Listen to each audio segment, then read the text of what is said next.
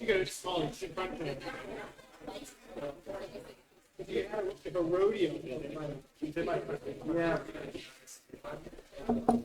All right, folks, I'm going to go ahead and call our meeting to order this evening at 6:03 p.m. for the 23rd of June.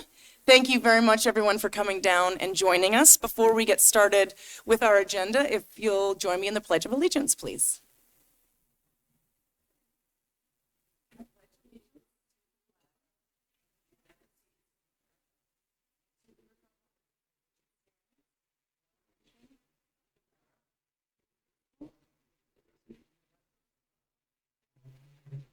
All right.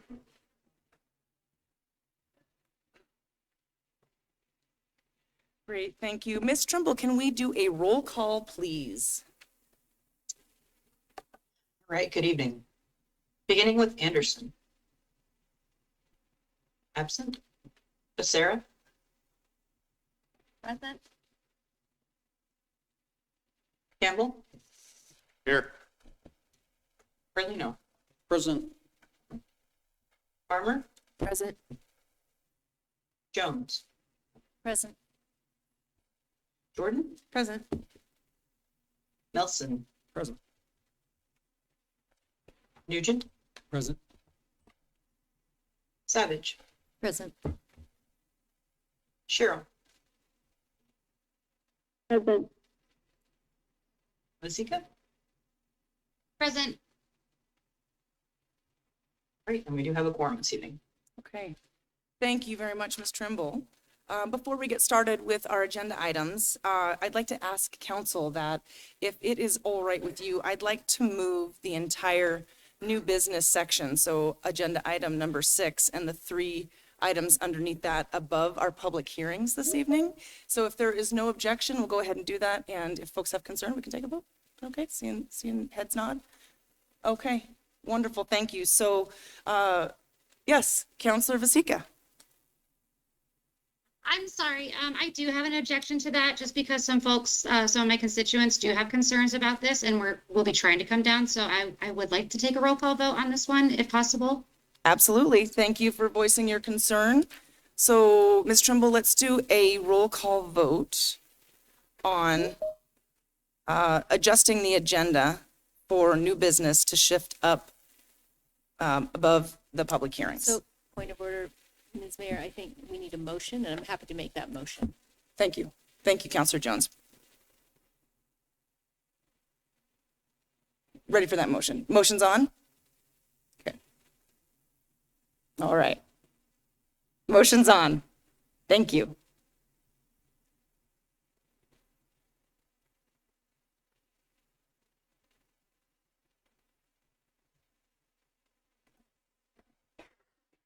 And I think before we take that vote, I see Councilor Becerra's hand up. Do we need public comment on that motion since it's on the floor? Do we? Nope. I was saying it's procedure. Thank you for the question. I'm hearing it's procedural, so we don't. Let me check in with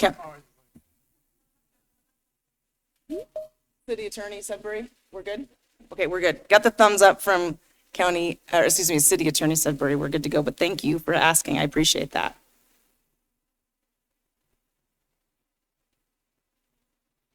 I think we're ready. All right, doing a quick roll call vote on whether or not to, or on the motion to move new business before tonight's public hearings, beginning with Becerra. Yes. Campbell. No.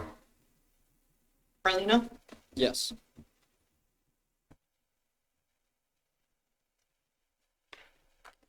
Farmer. Yes. Jones. Yes. Jordan. Yes.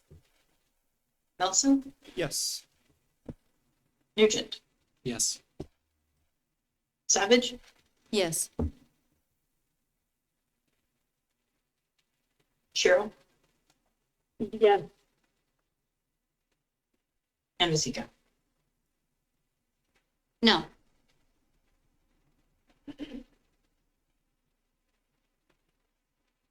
All right, that's 9 in favor, 2 opposed. That motion does pass. Okay, thank you folks for accommodating that request, and Councilor Vasika, I certainly do hope that your constituents make it in time for public comment on those agenda items. All right, with that, there are minutes submitted from June 16th, 2025. Do any council members have any changes or questions on those minutes? Okay, I'm not seeing any. Those minutes will remain as submitted. Thank you. And then, Ms. Trimble, we have our committee meeting agendas and membership approvals for this Wednesday, June 25th. Any changes to that schedule? Nope, it's a pretty normal schedule this Wednesday. And just a reminder that we will not have council or committee meetings the next 2 Mondays and Wednesdays. Okay. So hopefully folks heard that in the audience. No council meetings or committee meetings the next 2 Mondays and Wednesdays. But for information. After this Wednesday. What's that? After this Wednesday. We are having committees this Wednesday. Yeah. Correct. But our next set of committees is this Wednesday, June 25th. All that information is located on the city council website for your information. Thank you.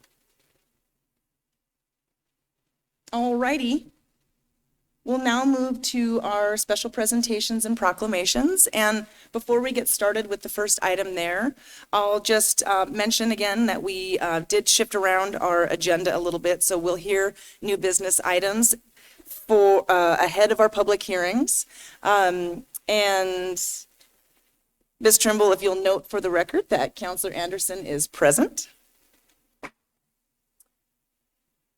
Will do. Looking forward to hearing the Franklin to Fort Neighborhood Leadership Team Council, and then we have a proclamation for Laura Millen Day. We do have 4 public hearings, and then on our new business, which will be heard before this, we have a confirmation of our new Fire Chief Lonnie Rash, and then we have a couple of resolutions speaking to a federal funding bill, and I know we have folks in the audience to speak for that. So we'll go ahead and get started with our neighborhood council update. Franklin to Fort leadership team, come on up to the microphone. Please say your name for the record if you would, please. Thank you.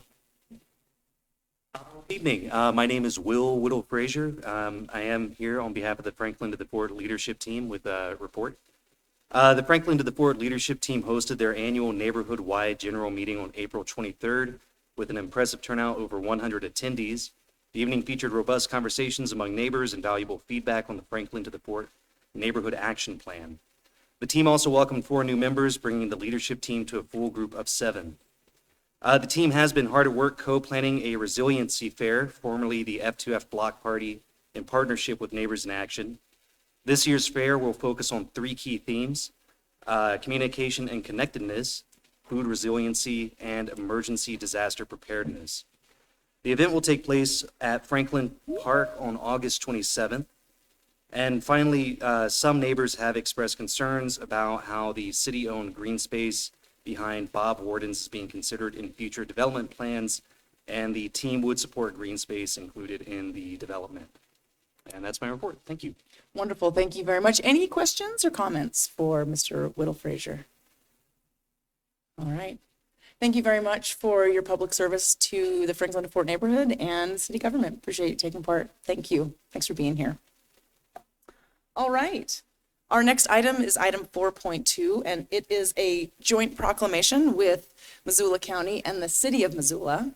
And it is, again, in recognition of Laura Millen Day. I'll go ahead and start reading that, and Claire will share that on the screen for folks to be able to follow along if you so wish. Whereas the Missoula Art Museum, MAM, under the auspices of the city of Missoula, has for 50 years provided the greater Missoula community with the opportunity to see and experience contemporary art, including Missoula County's extensive art collection, which is rotated through city and county offices to make art more accessible for all. And whereas Laura Millen has served as MAM's executive director for 35 of those years, during which time the museum has evolved as a leading regional cultural institution, attracting 25,000 to 30,000 visitors per year, showcasing 25 exhibits in its 6 galleries and providing additional diverse public programs each year. And whereas, under Laura's visionary leadership, the MAM partnered with the city to expand and renovate the museum's home, the historic Carnegie Library building in downtown Missoula, and dramatically increased its collection of contemporary art, including one of the foremost collections of contemporary indigenous art in the United States. And whereas Laura has been a tireless advocate for the arts and artists, for freedom of expression, and for free admission to the museum, and has nurtured alliances in support of the arts and arts education with schools, businesses, state and local governments, tribal nations, and nonprofits across the state. And whereas Laura has, through her leadership, demeanor, and integrity, created and fostered a professional, creative, and congenial environment that maximizes the potential of staff, making the MAM a supportive place to work and a vibrant and welcoming space open to all. Now, therefore, we, the Missoula Board of County Commissioners, and the City of Missoula in the state of Montana, in recognition of Laura Millen's unparalleled service to dedication to the arts, the MAM and the Missoula community hereby proclaim June 29th, 2025 as Laura Millen Day.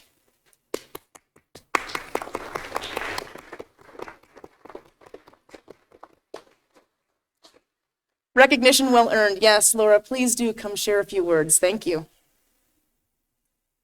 Thank you so much. I'm humbled and proud. Just learned about Laura Millen Day today. It gives me a chance to spontaneously thank the city and all of you, one of my principal and primary partners throughout this venture. Our history is long and rich and starts in 1975 when the city contributed the building to the museum. And that was under Mayor Turman, George Turman. And at that time, there was a modest stipend for building maintenance of $3,700, still in place when I started in 1990, that $3,700. But meanwhile, the county also levied a mill to support the museum from the get-go. So really, the support of local government has made the difference for MAM, is the reason we still exist, really. It certainly got us going. When I got there, it was still the primary source of support. We then got busy, raising money from the private sector and expanding our funding. And that partnership deepened in 2006 when, together with the city, we renovated the historic Carnegie Library building and expanded it to the present, state-of-the-art museum. And what happened there was that the city came up with the first $1 million for that project in a combination of grants and loans. And then the MAM Board of Directors and staff raised the rest. $5.3 million was raised to complete the project.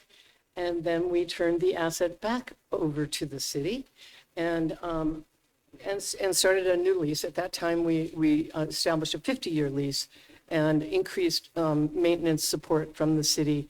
And so that partnership is still keeping us strong in that building. In 2017, together with the city, we developed the art park. That was a $1 million investment. We raised half and the city contributed half. And then we've recently completed the energy performance contract with McKinstry, which the city contributed $165,000 in various kinds of improvements throughout the building. And now the next final phase of that will be a new vestibule, which we are building with the support of a grant from Commerce, the State Commerce Department, Historic Preservation Office, and other funders. And hopefully we'll be under construction in August and completed by October. And also in October, we will install a sculpture designed by Jean Quick-to-See Smith and her son Neil Ambrose Smith, two Salish artists who hail from the Flathead Reservation, now world-renowned artist who designed this sculpture for Missoula. And it will stand in front of that Carnegie Library building as an incredible testament and just prize feature for Missoula. It'll be called Coyote Sees in All Directions. And it will be installed in October. So thank you. I just can't thank you enough. I've worked with 5 mayors and many city councils, and you've made such a difference and helped us get to where we are today. Thank you so much. Thank you, Laura.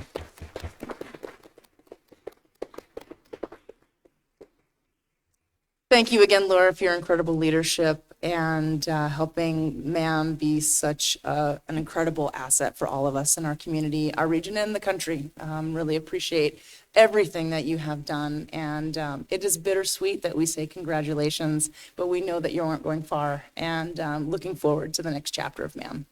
Thank you very much. And arts in our community. All right. So with that does wrap up our special presentations and proclamations. So we'll go on to item number 6, which is new business. And we have a few items under new business.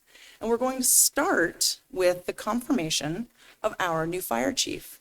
So I will begin to just say a few remarks here, and then I will ask, in fact, I'll ask for Chief Rash to come up.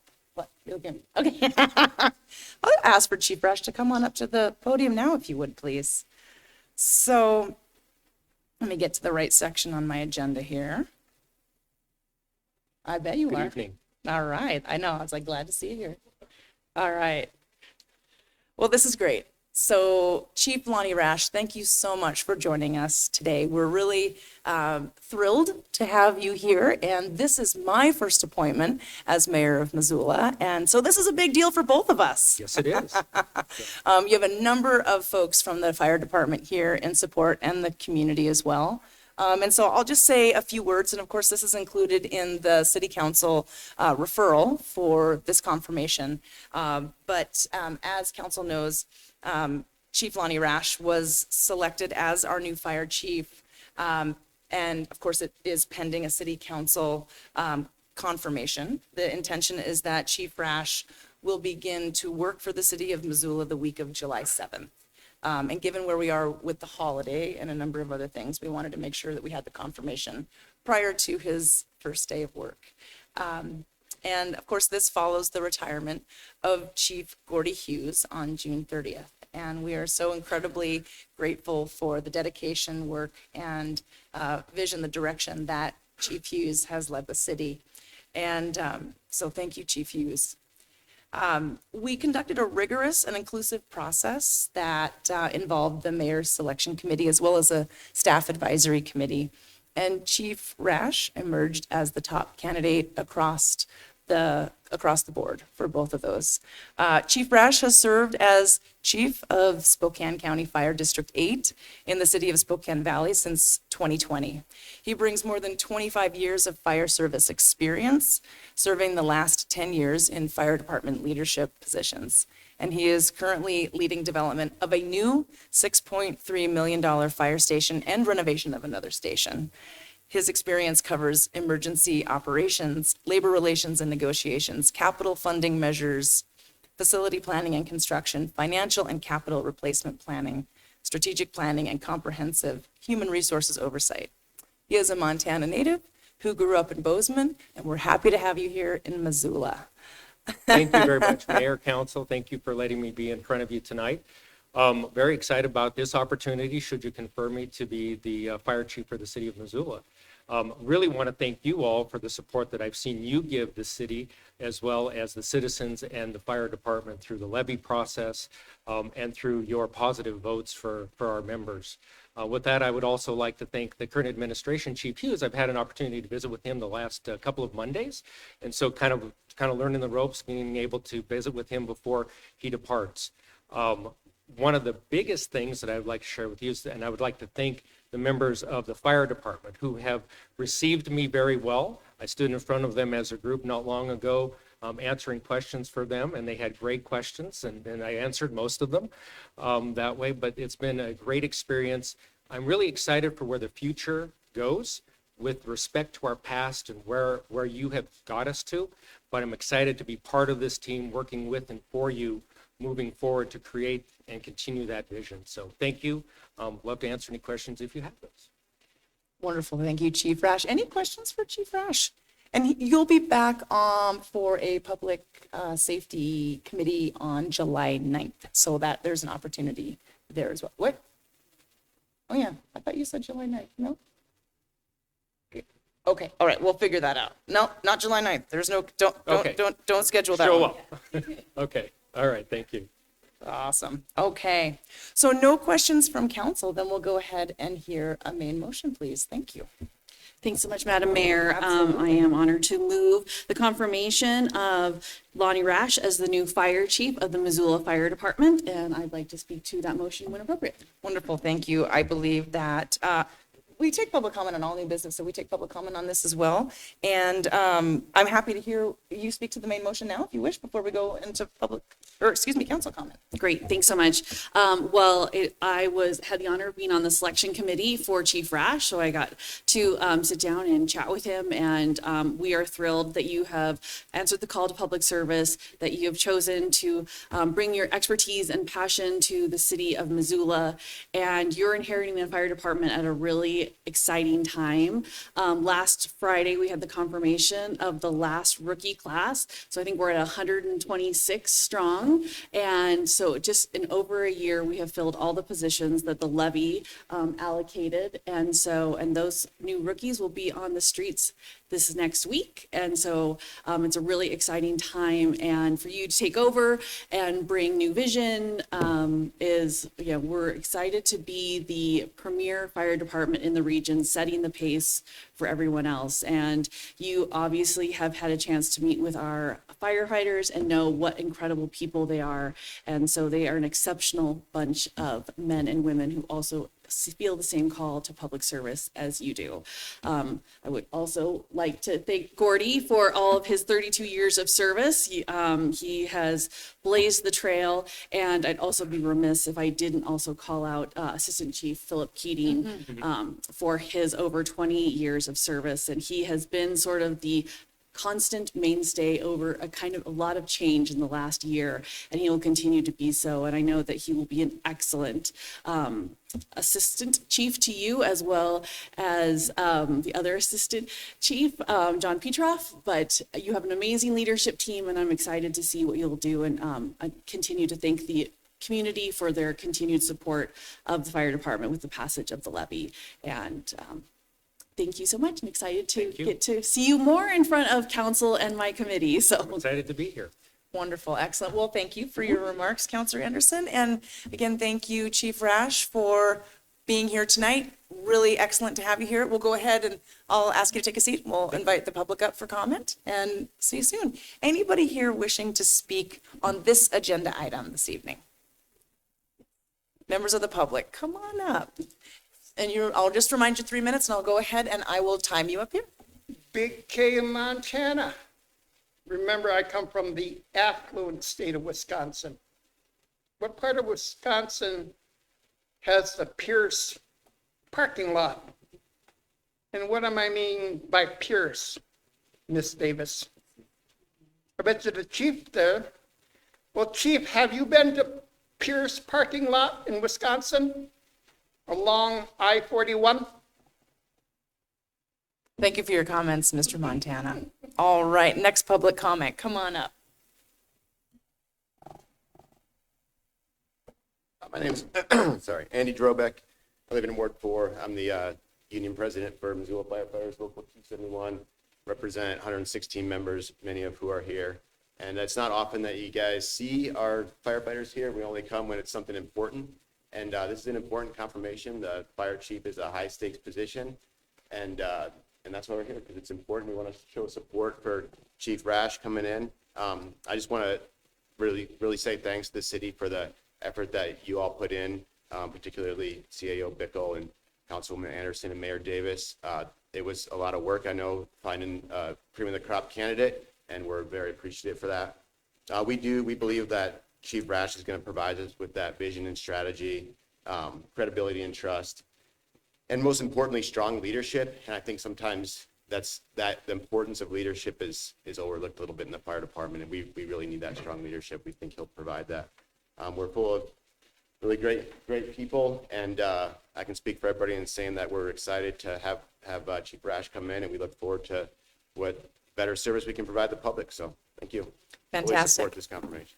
All right, excellent. Mr. Drobeck, thank you. And I just personally want to thank you as well for all of the efforts that you made as local 271 union president in coordinating the efforts we did in terms of a really successful recruitment process, and as we continue to bring Chief Rash into the department. So thank you and your members for being so fully engaged. I really appreciate that. All right, any additional public comment? I'm looking around the room, not seeing any in the room. How about online? Any members of the public before we go to council comments? All right, I'm not seeing any members of the public with their hands raised. Okay, so that does wrap up our public comment on this agenda item. We'll bring it back to council comments. Councilor Jones. Thanks. I just wanted to briefly say welcome, Chief Rash, and you'll get to know us better because you'll be in here periodically. And but we're grateful that you have decided to step up and serve here in Missoula. And I know we've got a lot of firefighters here in chambers tonight.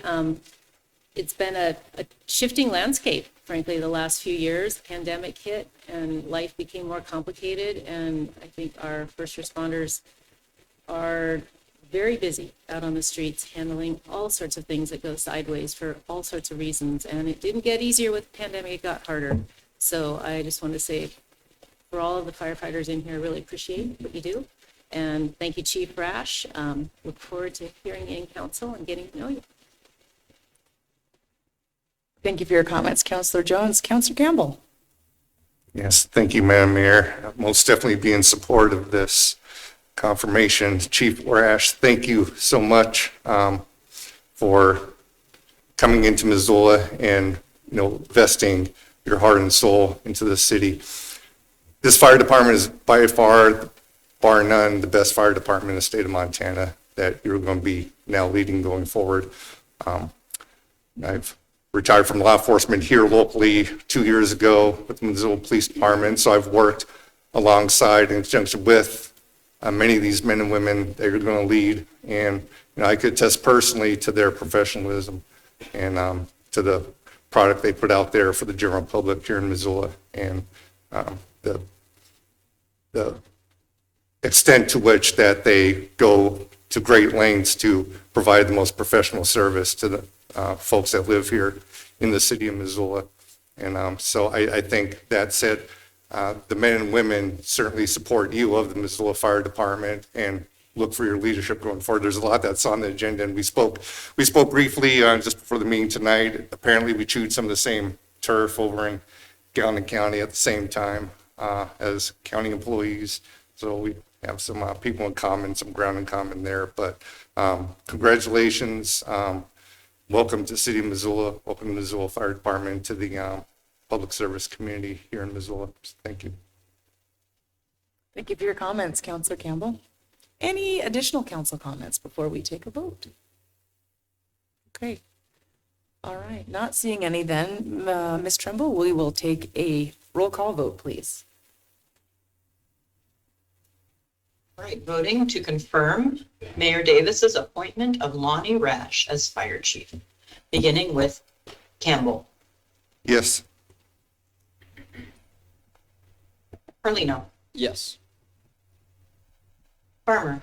Yes. Jones. Yes. Jordan. Yes.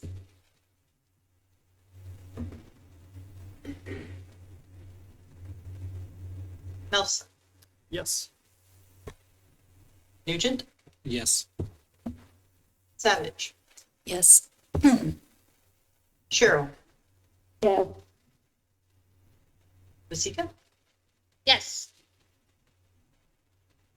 Anderson, Anderson. Oh, those are, sorry. Yes, sorry. That's weird that that's what and she said. Becerra. Yes. And that is unanimous. Woohoo! All right, wonderful. Thank you very much. Welcome, Chief Rash. Thank you all very much for coming down and participating in this. And again, thank you all for the support. Looking forward to the fire department's continued positive direction under your leadership, Chief Rash. And with that, we'll go ahead and carry on with our other new business items. Thank you very much. Please feel free to stay, but if folks want to exit, I understand that as well. We're going to go ahead and move on to new business item 6.2, which is the Missoula resolution supporting public lands. And Councillor Melson, you have brought this referral forward, so I'll go ahead and hand it over to you, please. Yeah, thanks so much, Madam Mayor. It's an honor to present this resolution tonight. And before I give my comment, I just wanted to take a second to address the purpose for this resolution and why it's before us tonight.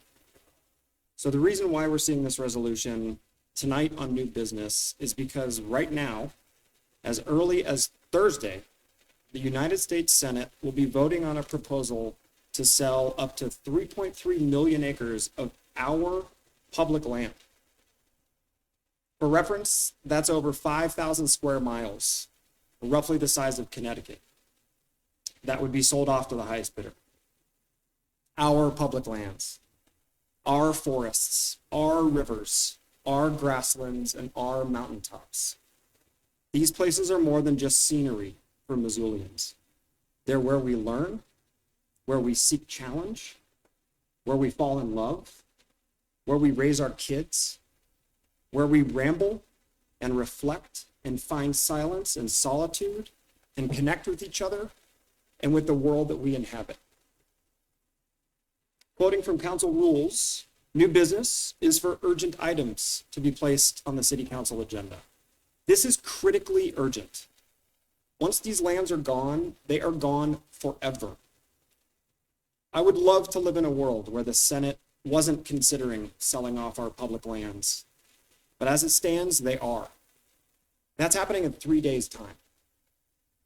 Knowing how much Missoulians and Montanans care about our public lands, I felt it was important to bring this resolution as quickly as I could to elevate our collective voices on an issue that matters so much to all of us. That's why we're seeing this item tonight in new business. So before we hear the motion and open up the public meeting, I just want to point out the incredible support that this resolution has already garnered. Nearly every single councilor is a co-sponsor on this item. A powerful statement of just how beloved and important our public lands are to all of us and to our constituents. So to each of my colleagues, thank you for your feedback in making this resolution better and stronger and for your support. Now you're back. All right, wonderful, excellent. Thank you, Councillor Melson. I would ask that any council members have questions for Councillor Melson or any other questions before we hear the motion. I see some hands raised. Councillor Savage, is it a question? I'm only raising my hand to make the motion. Oh, I got you. Okay. All right. Excellent. All right. That sounds great.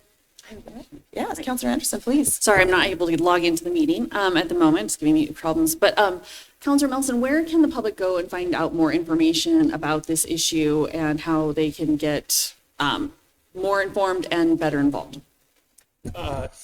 There's a lot of media that's covering this. Every major paper in Montana is covering this. There are a lot of organizations out there that worked on behalf of Americans' public lands.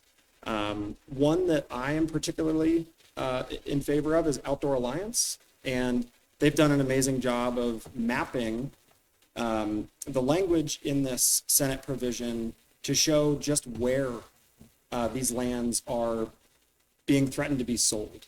They've got a great toolkit and resources around just exactly what kinds of lands are up for sale and which members of the Senate are considering voting to sell off your public lands. One of many places to get good information. Okay, thank you for your question. Councillor Jordan. Thank you. My hand was up and down because I wanted to make a comment, but not a question, so I had to wait. Thank you, Mr. Melson, for bringing this forward. And I also really appreciate the collaboration and for the time you took to write this and do it in a timely fashion and to allow other people to co-sponsor, because when matters come up that are really important to me, it's really nice to be able to put my name on it, even though you did all the work. So thank you very much. And I think that I appreciate that City Council is willing to take a stand on something that is definitely outside of our purview. We can't control this, but this is a value that Missoulians hold dear, and we are codifying it basically with the resolution to say that if you live in Missoula, Montana, we support federal lands and management and stewardship, and we don't want our federal lands to be sold to the highest buyer. And so I appreciate it when City Council comes together to take a stand on these kind of federal level policy issues, even though it is outside of our purview, because it does matter. It does matter when elected officials come together to say we're taking a stand. And I know that we represent a lot of constituents in this matter. It's probably why a majority of us live in Montana. I know it's one of the reasons why I moved here, is because everything you see around the valley is public lands. And it's a lot like how it was for me in Oregon, where I grew up. And I only found out recently that that's a gift, that there are a lot of states in the country that don't get to see a lot of federal land around them. And it is such a gift to be able to go and enjoy those places. And I also think it's a good equalizer. Federal land doesn't cost anybody anything to go and visit and spend time on. And I think that's really important, because we need to have things that don't cost money, that provide joy and peace. And so I am just wholeheartedly in support of this, and I appreciate the approach you took. Thank you. Thank you for your comments. We will go ahead and hear the motion in public comment, then we'll come back to other council comments if anybody has any. And so with that, I am looking to Councillor Savage to make that motion. Great. So I move that we adopt a resolution of the Missoula City Council supporting the continued federal management and stewardship of public lands.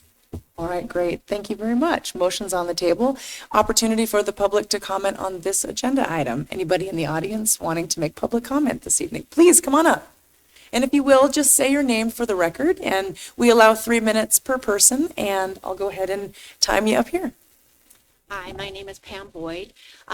Just to Councilman Anderson's question, if anybody is interested in finding out more about public lands, there's a public lands forum that is scheduled on Friday, the 27th at 5:15, that will have Monica Trinnell, Ryan Bussey, and Lantani, all kind of very involved in this issue for Montana and for the West. It will be at the City Life Community Center at 5:15. So if people want to come please. Thank you very much for your comment, Ms. Boyd. Anybody else for public comment on this agenda item, please come on up.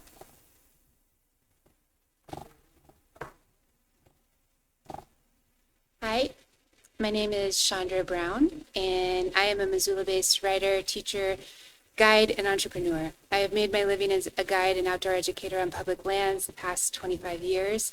As a river guide, I have taken clients into the wilds of my native Alaska and through the geologic layers of the Grand Canyon.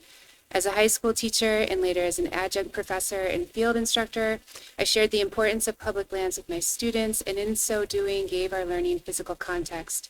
And as a writer, my stories come from my experiences out on the land, out on wild rivers, as a student of the places I'm lucky enough to visit. In 2018, I started my own business, a small organization called Free Flow Institute. We build university-accredited field courses in the arts, communication, and environmental sciences. Our courses take place on rivers and public lands across the West, though most of our programming happens close to home in Montana and Idaho, and there is simply no way our work can continue without access to public spaces. There is an undeniable link between public lands and the arts. Stories move us forward, ground us in history, and give our lives meaning. And when our stories are rooted in wild places, they anchor us to the world we inhabit. With my work, I aim to facilitate connections between artists, teachers, leaders, creators, and wild spaces.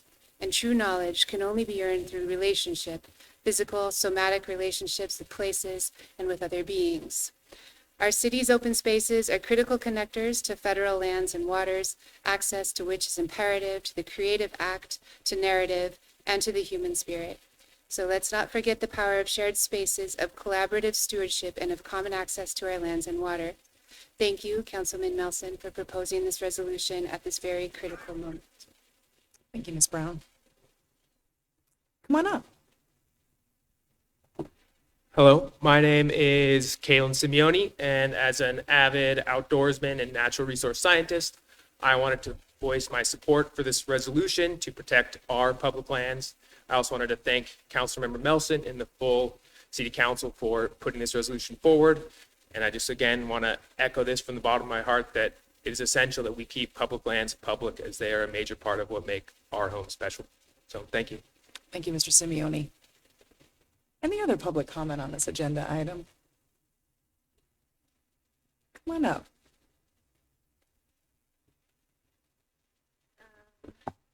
Hi, my name is Caroline Kinsley. I'm a mental health therapist in the Missoula area, and I can't express from the bottom of my heart enough of the importance that we need to stand up and protect our natural lands, our public lands around us, not only for recreation and the play that we get to do on them, but also it is undeniable the impact that these natural spaces have on our mental health and multiple areas of our health. But I can speak most specifically to mental health and bringing that into our community. You know, there's many reasons to protect. I am a skier, kayaker. I love moving my body outside and also working with the clients that I do. Natural spaces are a big part of the healing process. So thank you. Thank you very much for your comments this evening, Ms. Kinsley. Anybody else for public comment on this agenda item? Bldg, Montana. I wouldn't be too excited over this, except the excitement that's going to create, called the tree huggers. You're going to have to put out the calling for the tree huggers and so forth. And my question is, who do you think will have the highest bidder to this land? And what land is going up for sale and why? And what kind of resource will they be looking for of this public lands, better than Utah that went through the fight to save the national parks down there from the desecration of what and who's pursuing it? Where do our state legislators fit into the picture to the sale of public land? Thank you for your comments, Mr. Montana. Anybody else in the audience wishing to make comment on this agenda item?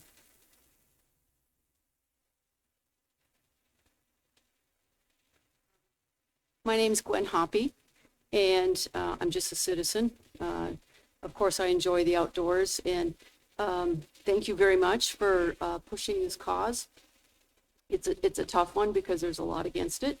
It's been planned for probably quite a while, along with a lot of other things that, you know, as you heard in the news, with this big, beautiful buell. And I feel kind of strange being a Montanan that our land is being exempt because we have these representatives who are, they wouldn't vote for it or something odd like that. So thank you very much for tackling this. Thank you, Ms. Hoppy. Appreciate your comments. Other public comments on this agenda item? Hi, I'm Suzette Dussault, and I am oftentimes when I show up to testify or I'm at a rally or a speak up or whatever, I feel like I represent at least 20 people who, but for work or school or kids or maybe an aging parent or sometimes non-working car, would be there. And I think I can safely say that today we represent at least 1,000 people who showed up for a public lands rally not too long ago. And they would be here tonight, I think, if they had known that this resolution was coming forth.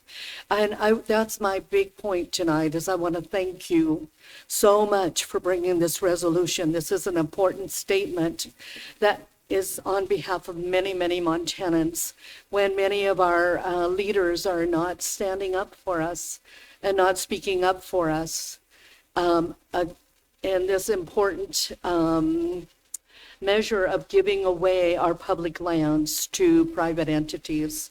And so I really thank you very much for bringing this to the table and recognizing the importance it is for so many of us Montanans. So thank you.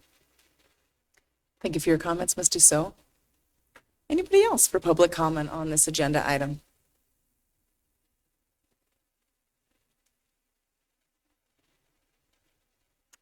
Hi, my name is Sage Bennett, and I work for Forward Montana, which is a voting organization that represents a lot of young people in the state and emphasizes young people's involvement in politics. Obviously, environment is a huge thing that's really important to young folks. It's really important for us to be able to have access to public lands. As many people have talked about tonight, this community shared value that we have here in Missoula, and how important it is to have a space that is free and is accessible for all folks, regardless of class. I like what someone said earlier, talking about how public lands can really impact and improve mental health and physical health. This is definitely something that research has shown. Research has shown that also having housing and access to stability in that regard is something that really impacts physical and mental health, which has been frustrating to see how we've been handling the Johnson Street shelter here in Missoula and how we don't seem to care about, regardless of class, the access that folks have to housing, just as they do to public lands. I really appreciate this being brought forward. I really appreciate what Melson said about once these lands are gone, they're going to be gone forever. This makes me think a lot about this closure with Johnson Street and how during the current lottery system that is being applied right now, our beds have gone down from 140 in May to 110 in June to 80 in July. And soon, just like public lands, they will be gone forever, because we are not prioritizing this in the way that we are prioritizing public lands, which is frustrating to feel like this is a value that is also shared by Montanans, the importance of humans being respected regardless of gender or class or whatever it may be. I feel really grateful that we are talking about something and making a statement on something that is out of our control. As Jordan was mentioning, taking a stand on things that are outside of our purview. It's really important as representatives of the city to be able to make statements like shared values this city has. We have a shared value of our access to public lands. I'd hope that at some point we'd also be able to make a statement or be able to put out, you know, some changes in various ordinances, such as 12.60 that currently makes it illegal and fines people $50 a day for survival camping outside.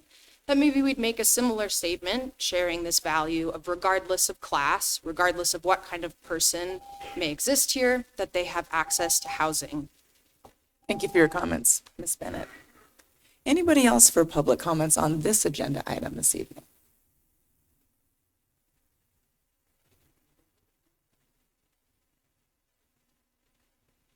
Well, I'm Steve Gaskill, a resident of Missoula.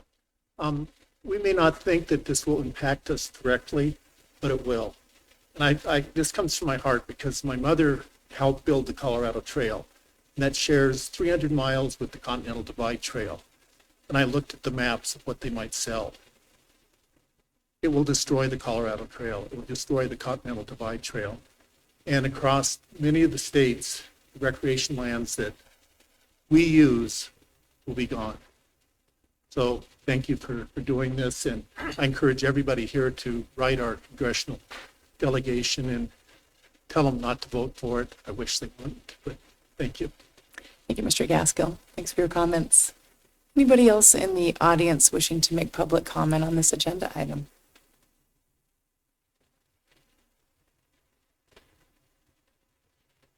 Come on up.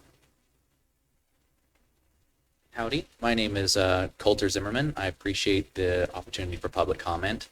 I didn't anticipate being given such an opportunity, but I feel that my mere presence is not enough to really put forward how much I care about the ideas behind this resolution and what it is that Montana stands for. I don't think I have to point out to anybody how important and how many different uses and what positive connotation our public lands and our uses for public lands all have. But I have to urge anybody who would be thinking that possibly there could be some different uses for public lands, that maybe this might have some merits, that I'd have to urge them to consider, when would we ever get them back? When could you possibly retrieve them? When could you use private lands? Would you use your private lands as a park because now you own it and that's where your house is? Of course not. There'd be no way to retrieve them. I have to point out also that these public lands are our privileges, as long as they're allowed to be, as long as we allow them to be, but they are our rights as long as we continue to demand them to be. So I urge everyone to continue to demand them to be our rights for the future. So I appreciate the chance for public comment. Thank you for your comments, Mr. Zimmerman. Anybody else wishing to comment on this agenda item? All right, not seeing anybody in the audience. I'll go ahead and see if there's anybody online that wishes to speak to this agenda item this evening. Anybody online? Okay, not seeing anybody online. Then we'll go ahead and bring it back to council comments. And Councilor Pasika, I see that your hand's raised. Go right ahead. Thank you. I just wanted to say thank you very much to Councilman Melson for working with me on language that I enjoyed to put my name on this. So thank you very much for working with me on that. I'm not a big fan of putting things on new business to jam it through without having the first committee meeting, I guess the preliminary vote to make sure there's a proper amount of public knowledge about it and public comment about it. But after he explained to me the urgency of it, I guess I could get on board. And then with some of the language changes, I was very happy to put my name on this. So I just wanted to thank Mr. Melson for the opportunity and for bringing this forward. And as a Montanan, I love the public lands. I met my husband on public lands. He proposed on public lands. So we bring our family to public lands almost every weekend. So I am a big supporter of this, and I want to thank him for bringing it forward. Thanks. Very nice. Thank you, Councilor Pasika. Councilor Anderson. Thanks so much. Yes, thank you, Councilmember Melson, for bringing this forward and bringing it to folks' attention. There's a lot going on in this world these days, and so keeping track of significant things like this can be challenging, even for those of us who pay an abnormal amount of attention to what's happening at the federal level. But and I appreciate the comments about the fact that just because Montana is exempt, which is absolutely ridiculous, just because our senator is somehow orchestrating some sort of deal that our public lands are not included in this, but 11 other Western states are included in this. It sort of fails to realize how people use public lands and how they see them in their life. It's not that, I'm sure a handful of people in this room can say they have been to public places in Washington and Idaho and Utah and Colorado. It's not just we stay within the boundaries of our state. And when we go to those places, we spend money in those states and we help the economy and we have a greater appreciation for the natural beauty of this place. So just to sort of say, oh, well, we're okay in Montana because we're exempt, I think is just preposterous and really a gross misuse of power and authority by our senior senator, and it should, cause us to be even more upset because, where's Colorado's deal? Where's Utah's deal? How come they're having to take the brunt of it? So, all of us have our stories about public lands, and I think the pandemic, especially for me, brought into a greater focus the part it plays and how incredibly fortunate we are to live in Montana and to live in the West.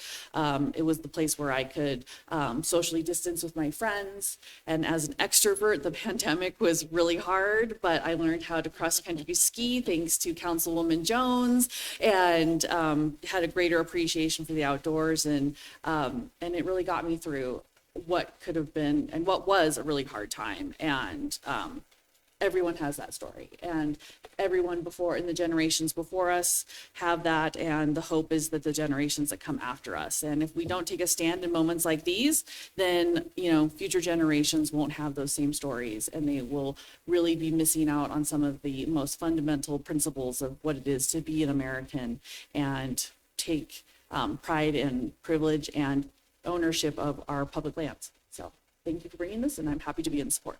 All right. Thank you for your comments, Councillor Anderson. Councillor Campbell. Thank you, Madam Mayor. Thank you to Councilmember Melson for bringing this forward. I too will be in support of this resolution. To be clear, public lands in public hands. It's been said numerous times tonight, not just for Montana, but for all of the United States of America, including its territories.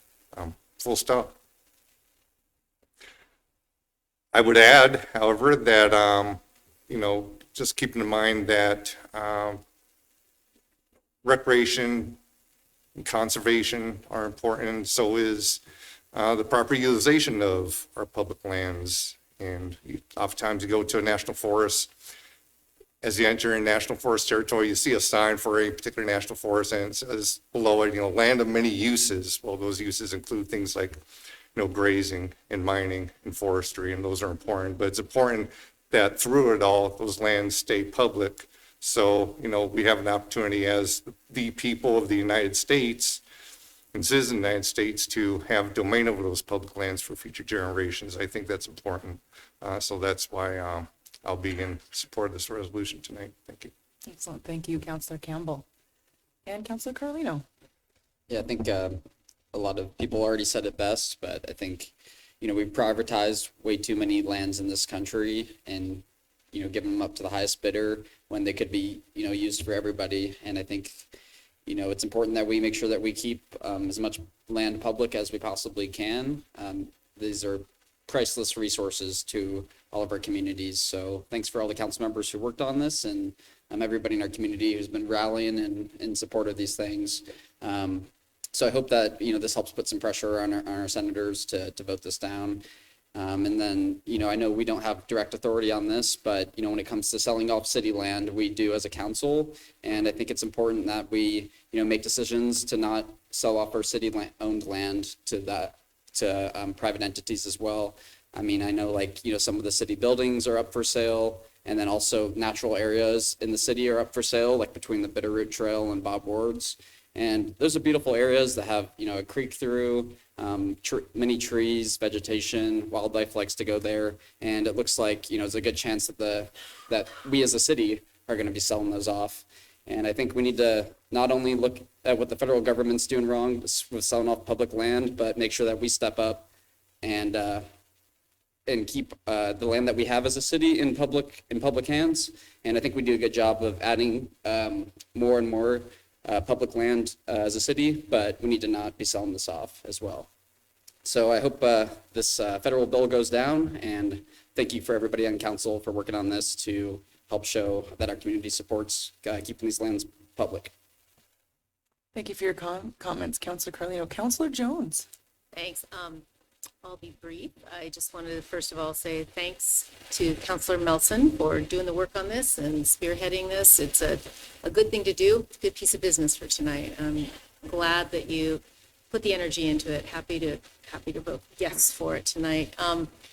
Couple of things. First of all, I think this is a very different dialogue than our city lands that we've land banked as we're trying to figure out how to facilitate housing or other how we're going to manage those resources. So I think that's a pretty different conversation than public lands that are out in the wilderness areas where people are using those for recreation. My youngest son hiked a big chunk of the Continental Divide Trail this summer, and he's going to do a second chunk in a few more weeks. And people, I think, need to be aware of the impact as these are potentially being sold off. It's really going to impact recreation, and frankly, that recreation is a big economic driver also. So there's a lot of dominoes that can start falling if people are not careful with how they approach it. And then lastly, America, I think, was one of the first countries to really value these wild areas and keep our national park, to create our national park system, to look at all of our other public lands and set a lot of that aside. It's what makes so many of the beautiful areas in America accessible. We need to keep that. It's what makes our American West iconic. So it's a real slippery slope if our federal government starts going down this and chipping away at it. We need to be very careful about that. So I'm really glad for the messaging and that this is on the floor tonight. Happy to support it. Thank you, Councillor Jones. And Councillor Nugent. Thank you, Mayor Davis. Appreciate all the comments from all of my colleagues. And I think that it's important to state the support and realize what public lands mean to much of the reason people live in Montana. And obviously we've heard great comments around mental health and opportunities to recreate. The connection between our open lands and the economic vitality of this state are, I think, something that's really being missed in this whole debate and conversation about the big, beautiful bill. And I think the idea that Montana has a carve out and other states don't is just the peak of naive thinking that if somehow this passes, that Montana's not next. And as several of you have said, once that land is sold, we're never getting it back. And I think that co-opting this kind of public lands conversation for other issues, while we can learn lessons from everything, this land, this public land, was acquired for the intent it's being used for. And we are advocating to protect it as such. I'm happy to be a part of this and vote for it, but I would definitely encourage people in Montana, not just Missoulians, but people in Montana, to call the delegation that represents us in DC and bring this up. State where you're from, state why this is important to you, but keep hammering the issue because they need to hear from everybody. And, like I mentioned a second ago, this passes and Montana's protected. It's only a matter of time. This opens the floodgates, and it's very easy for other states to feel like they were targeted. So why is Montana special? And the hypocrisy of our delegation carving out a protection for Montana because they know that voters in Montana care about this, but then apparently that doesn't matter anywhere else is just it's just ridiculous. So Mr. Melson, thank you for bringing this forward. It absolutely makes sense to be on new business because this matters right now. Indeed, thank you, Councillor Nugent. I do believe that wraps up all council comments this evening before we take a roll call vote on this item.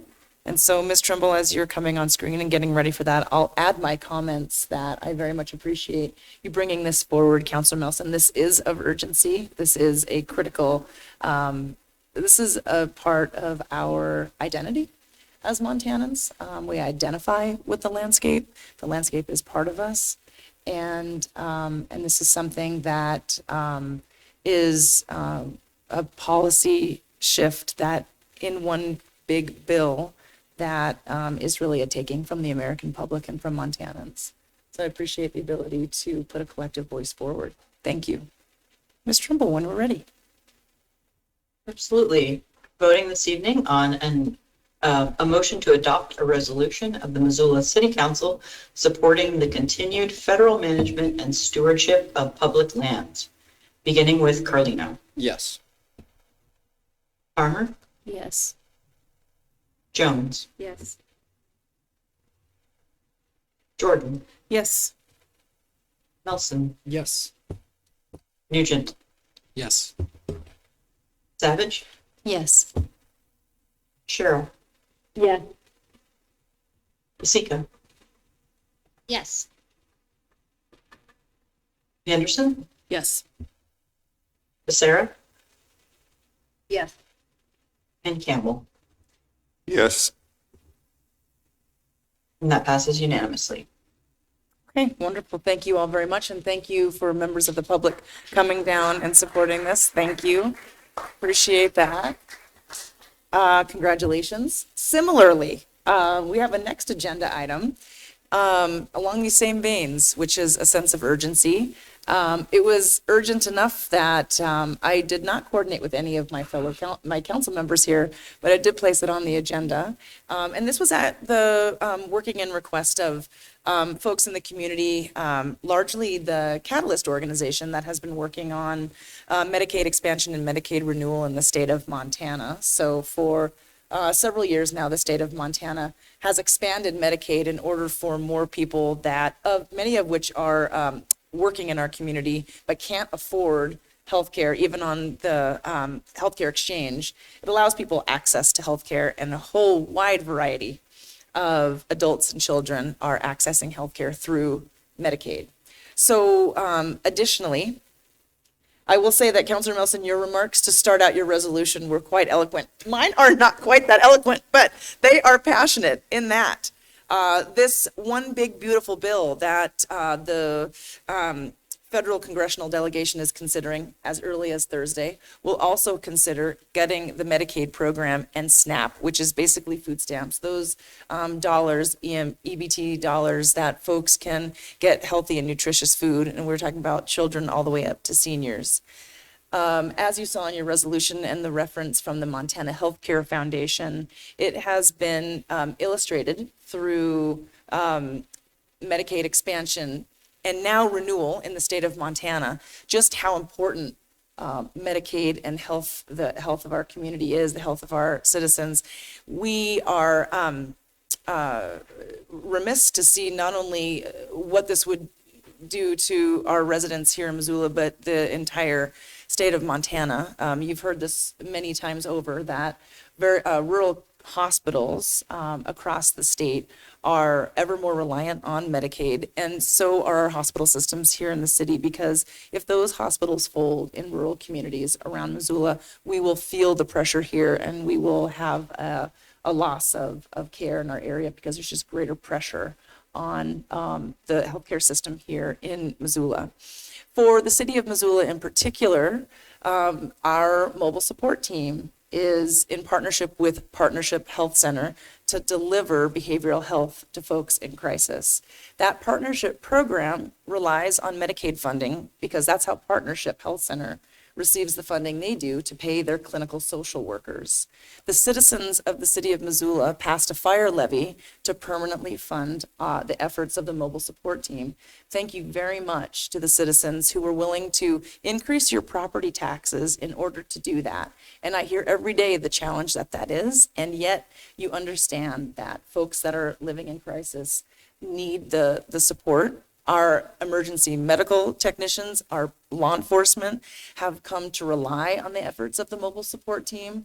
It is an excellent way in which we are leading out on this program around the state of Montana. Again, we do have mobile support team leaders in our audience this evening if anybody has questions for them, but I do want to recognize the great work of the mobile support team leaders here in the audience, part of Missoula Fire Department. And so very similar to the last resolution, cutting Medicaid and cutting SNAP is also part of this current piece of federal legislation, and they are looking to vote on this as early as Thursday. We know this would have devastating impacts on residents here in Missoula and across the state of Montana. And so what I am doing is asking council to pass this resolution so we can send a message tomorrow to our congressional delegation.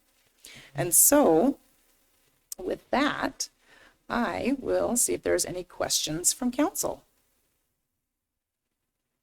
Any questions from council on this resolution? Okay. Councilor Anderson. So much, Madam Mayor. Having technical difficulties raising my hand on here. But actually, since Assistant Chief Prof is here in the room. Would you mind if I asked him a question? Not at all. Thank you. Do you mind coming to the mic, Assistant Chief? I would really like for you to talk about the impact that Medicaid cuts would have on the mobile support team, because I think it's, the citizens of Missoula did their part and passed the levy and showed support and how important the service is for, as you have pointed out over your time, all walks of life. This is not only one socioeconomic demographic that utilizes your services. So if Medicaid were to cut, what are the downstream ramifications, especially on a program like the mobile support team, so that they could, the counterbalance of like, we did our part and now the government is, basically dropping the ball on theirs. Yes, John Petroff, Assistant Fire Chief of Missoula Fire and former mobile support team operations manager. So I appreciate that question. And yeah, I think, we had a hard fight at the state level for Medicaid expansion and like just continuing the service. We saw a lot of people dropped in the last couple of years off the Medicaid program. And with that, we just see a lot of people struggle, and that's people that are housed, not housed, all the way across the board. And I think if we don't have that federal level of support and we see that go away, the mobile support team program is funded, about a third of it is going to be funded through Medicaid, Medicaid reimbursement. So if we see that go away, our current staffing levels and our current ability to serve the community would probably diminish. It'd be hard to, the mill levy supported about $939,000 of the $939,000 worth of the funding for that program, which is about 1.4 total to run that program annually. So without Medicaid reimbursements, it would be a struggle to staff that unit, and that's 7 days a week, 10 hours a day, 365 days a year. And again, we'll see the people housed, non-housed, all people throughout the community suffer, just like we did in the last few years. And like we saw in 2017 when they reduced the case management for Medicaid. So I think we'll continue to see that if we don't have support from that federal level. Please do. So with that diminished cuts in services, people are still going to be in crisis in our community. And it would be, I'd like for you to confirm it would be safe to say that those people will then continue to access services by, calling 911 and having to take time from our police department and other, the other firefighters and end up in the emergency room, which is exactly what we were trying to stop with the cost of that, but also that's not the best level of service for those people. So yes, I would definitely confirm that would, it would reduce our ability to respond with the proper care, as outlined with those programs that were brought on by the state throughout the state. It would be hard to, an example is just the other day, the team ran with 2 units, 2 vans on, they ran 25 calls in a 10-hour day. And that's a lot of calls that will be put back on law enforcement and be put back on the fire service. And those guys are all running more calls as well. So to do that and to respond properly with our average scene time is over an hour on scene with those people in mental health crisis. So, you take a law enforcement or fire or somebody out, they probably don't have the time. They're probably going to get taken right to jail or to the ER, which is part of the program's goals, is to not do that. And we have a good success rate of over 60% of the time we leave people in the community. So we're actually able to respond to those people in crisis, either de-escalate or find the correct resource that is more appropriate rather than utilizing those ER and jails. thank you so much. I was really illuminating the impacts it would have. So thanks. Thank you. Yeah, you bet. Thank you, Assistant Chief Petroff. Any other council questions? Okay, so with that, may I ask Public Safety, Councilor Anderson, would you make this motion, please? Yes, Madam Mayor, I'm happy to get to that point on the agenda. So I move that we adopt a resolution urging the Montana congressional delegation to oppose federal legislation reducing Medicaid and SNAP funding. Excellent. Thank you very much. Appreciate that. So the motion has been made, and we would invite the public to comment on this agenda item if there are any members of the public wishing to comment on this agenda item this evening. Come on up. Good evening, Madam Mayor, councilors. My name is Nicole Gomez. I am here on behalf of Catalyst Montana in strong support of this resolution. Catalyst Montana uplifts low-income and marginalized members of our community through through advocacy, policy advocacy, through organizing, through research, and through leadership development. I want to say that Medicaid is an incredibly effective program that keeps our community healthy, supports our local economy, and strengthens our healthcare system. I wanted to also quickly highlight some numbers that speak to the benefit that Medicaid provides for our local community. In the last 12 months, those enrolled in expanded Medicaid have received 6,320 new patient and preventative services, 464 breast cancer screenings, 308 diabetes treatments, 4,829 mental health outpatient services, and 684 substance use disorder outpatient treatments. And in Missoula County alone, 2,406 businesses employ a worker on expanded Medicaid, which is 37% of the businesses in the county. A healthy workforce means a healthy economy.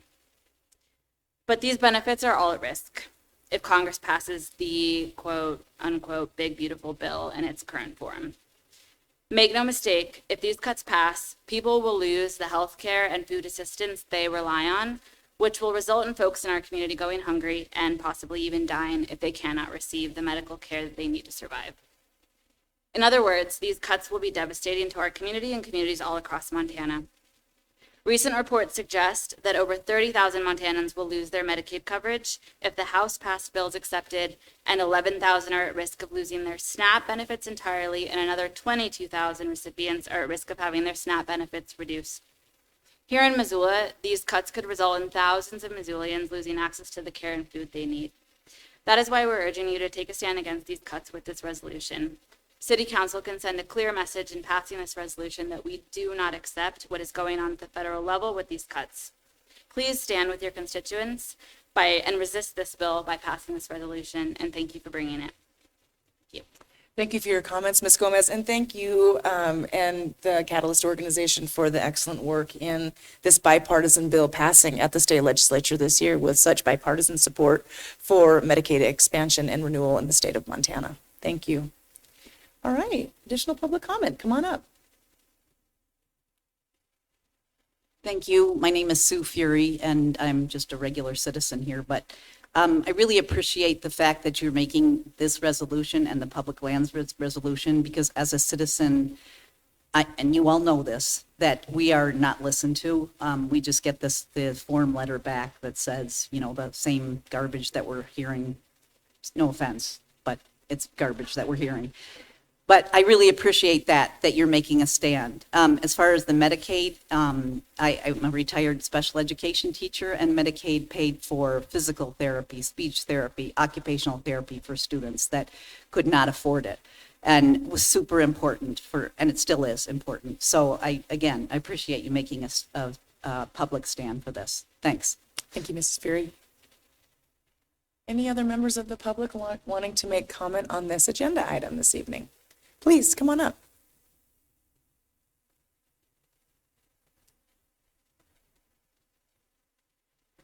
I'm Pam Boyd. I am a former public health nurse, and I just wanted to make the comment that public health will be impacted by this bill as well.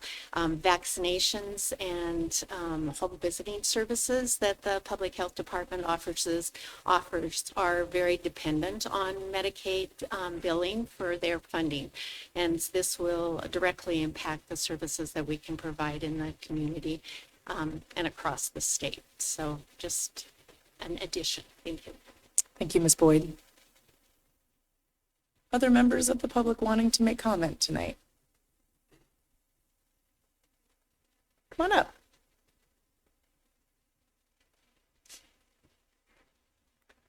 Hi, my name is Sage. I am representing Forward Montana tonight. I appreciate the comments that were given before me. I really appreciate that this is another resolution that's really fantastic and taking a pretty strong stance in opposition to some really horrible and cruel things that are being proposed on a national level.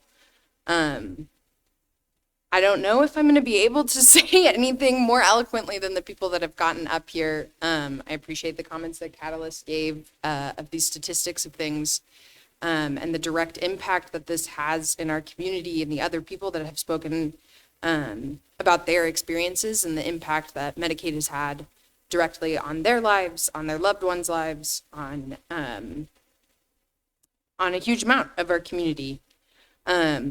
I also really appreciate and am incredibly grateful for the work that the mobile support team does in our community. It is a vital resource that we have.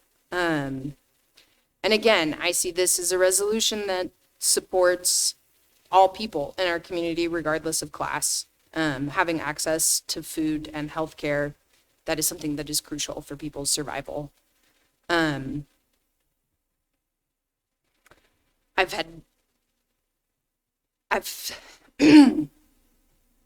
seen many loved ones of mine receive support from these services and the massive impact that that has been able to have on on their lives. I have seen how critical it is in a lot of these moments where people are put in really dire positions that they should never have had to be put into, and how critical this support is. I'm like getting emotional about this, and I don't really know what else to say other than this is incredibly important, and the resources that this provides to our community, the resources that this provides to people on a national level is incredibly important. And I'm grateful that City Council is passing a resolution or potentially considering passing a resolution that prioritizes everyone in our community, regardless of class. Thank you for your comment, Sage. Anybody else in the audience wanting to make comment on this agenda item tonight? Come on up. Gwen Hoppy. I can't say much more than what's been said out there, but, and this is just a side thing, but we need to appeal to those people in the upper income and the corporations that they're willing to pay more taxes to do that, to fund such things.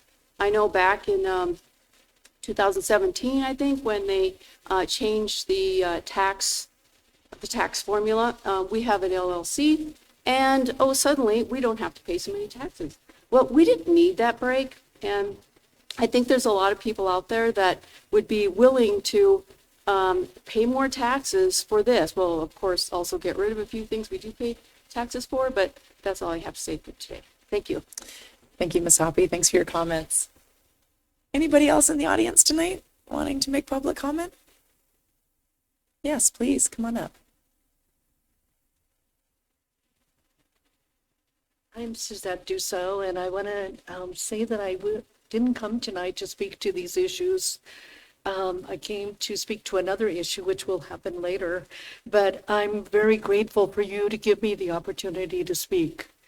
This is something so incredibly important to the people of Montana, to our young families, to our elders, to our small businesses, to our rural healthcare systems, that we need this funding desperately because the cost of healthcare, as you all know, is through the roof, and people are going without healthcare. And that is not the way our country should be, in one of the wealthiest countries in the world.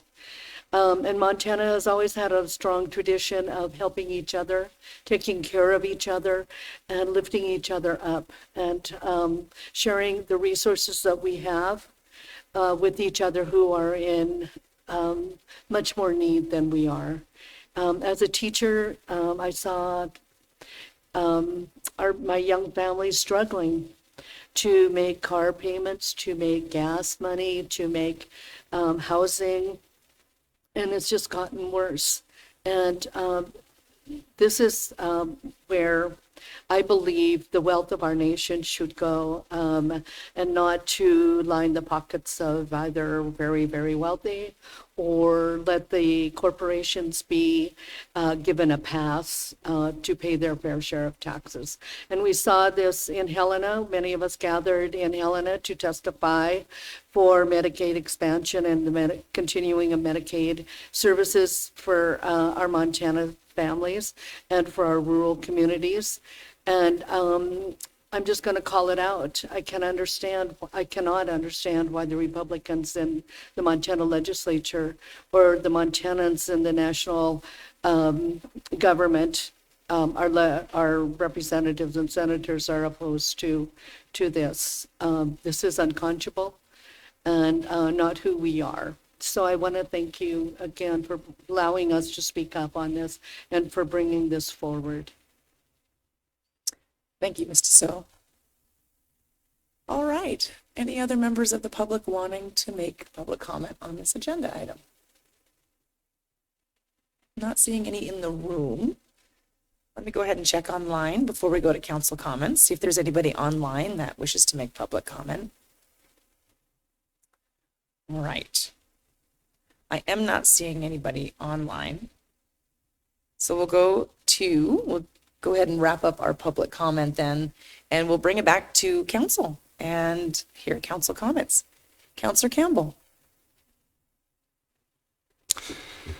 Thank you, Madam Mayor. I guess 2 points, first of all. So the first, one general point I have is, here we are again, we seem to be making a habit of using the guise of urgency to bring items in for resolution, for discussion at the last possible minute. These weekend wonders we keep doing, putting something on the agenda on a Friday for debate on Monday with minimal public notice. No chance for me to comment on it because it happens over a weekend. Can't do anything about it at City Hall because City Hall is closed over the weekend. So here we are once again. And, the notion that, these are things that just unfolded over the last number of minutes or hours, I think it's a little disingenuous because these are topics that have been talked about for quite some time at the federal level. So I'll leave it at that. That's another discussion for another day. But as far as the particulars of this resolution, I find it a little disappointing that, we'd be basically using tonight boilerplate DNC language coming from the federal government, coming from the DNC at the federal level that wants to use scare tactics to counter what it is that the folks in our legislature and Congress want to do to build a Medicare system, Medicaid system that will last for future generations. And the current rate of spending with those programs is untenable for looking 10, 20 years in the future. So it has to be designed, has to be developed in such a way that, yes, people that deserve benefits get to keep their benefits. There's no question about that. I don't think there's any question that, folks out there that are, able-bodied and able to do, half-time work or job training or volunteer work should be able to do that to obtain benefits. The other aspect of it is just, there is an aspect of waste, fraud, and abuse. And, we bring up the idea of waste, fraud, and abuse, and right away, it's, from the leaders at the DNC, whoever they are. I don't know if they have a leader at this point, but if anyone tell me who that is at this moment, I don't know.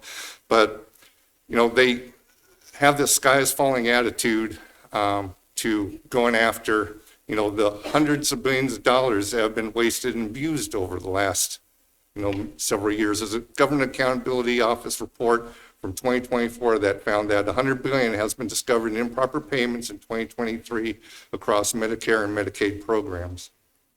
And I found another article, this one from March of 2023, estimated annual fraud tops $100 billion, but investigators say it's likely much higher. So anyone want to take a guess where I got that article from? Fox News, OAN? No, it came from MSNBC. I'm probably the most left-wing leaning, news organization there is out there. But my point being is, we're taking, a talking point that, the left likes to project forward under this big, beautiful bill that's being brought before Congress and being debated on, and is still being debated on and finalized. And, we're, I think, disingenuously trying to, perpetuate and exacerbate this sky is falling attitude. And, to the point I heard that, that there are certain line items within this big, beautiful bill as if it's going to affect a particular program within the city of Missoula, I think is a little bit disingenuous that it's going to have that effect. We don't know what that bill, we don't know the particulars of that bill. And to say that what's being passed up there is going to affect a particular program in the city in a particular way is, at best, most polite, is disingenuous. So with all that said, I didn't have much time to prepare comments. Again, I found out, like the public did, on a Friday afternoon at 4 p.m. that this was going to take place today, 72 hours later. So I'll just leave it at that, but I'll be against this resolution. Thank you. Thank you for your comments, Councilor Campbell. Councilor Jordan. Thank you. Yeah, look, I agree with part of what you said, Mr. Kimball, in that I too am kind of frustrated with things being put on the agenda on a Friday for us to talk about on a Monday night. And I know that there's some plans in place to talk about that in the future. However, it's not going to affect my vote tonight. I'm definitely in support of this. I just have a couple comments. First of all, I just want a big shout out to ACP Prof. Since the very beginning of the mobile support conversations, you have been supportive, enthusiastic, and a strong advocate for the program. And I remember conversations at the very beginning, like 4 or 5 years ago, where you were on a really steep learning curve. And to see where you're at now and see how much work and effort you've put into this program is, it's really amazing. And I'm so glad that you were leading this charge, because you've turned it into a really valuable program. And I'm just so grateful for the work you put into this. I also wanted to mention that, I do appreciate a resolution that asserts the value of Missoulians and that we support a social safety net. I think Americans are slowly starting to believe that they do not deserve a social safety net from their government. And I think that that's really sad, because that's why we pay taxes. We all pay into Medicare, we all pay into Medicaid, we all pay into Social Security. And these are social safety nets so that you and I, if we're ever faced with a challenge, will have a backup plan so that we don't lose our homes, we don't lose our way of life. That is why we pay into these programs and why they're so important. As a dual citizen, American Australian, I've had folks ask me what the biggest difference between America and Australia is, and I know you've all heard me say this before, but it is medical bankruptcy. It doesn't exist in Australia, and I paid the same tax rate in Australia as I do here. But medical bankruptcy exists here. If you get sick or injured and you don't have the right insurance, or it's really severe, you could lose your home, and that's absolutely insane. And we're slowly starting to believe that that's just a fact of life, and it's not how we should move forward. We should force our government to provide a social safety net. We all pay taxes to make sure that these programs exist. And this is another thing that I'm really happy to support, because it's just going to affect our most vulnerable people who, for whatever reason, aren't able to pull themselves up by their bootstraps. They don't have the bootstraps to pull themselves up with, and they need our support.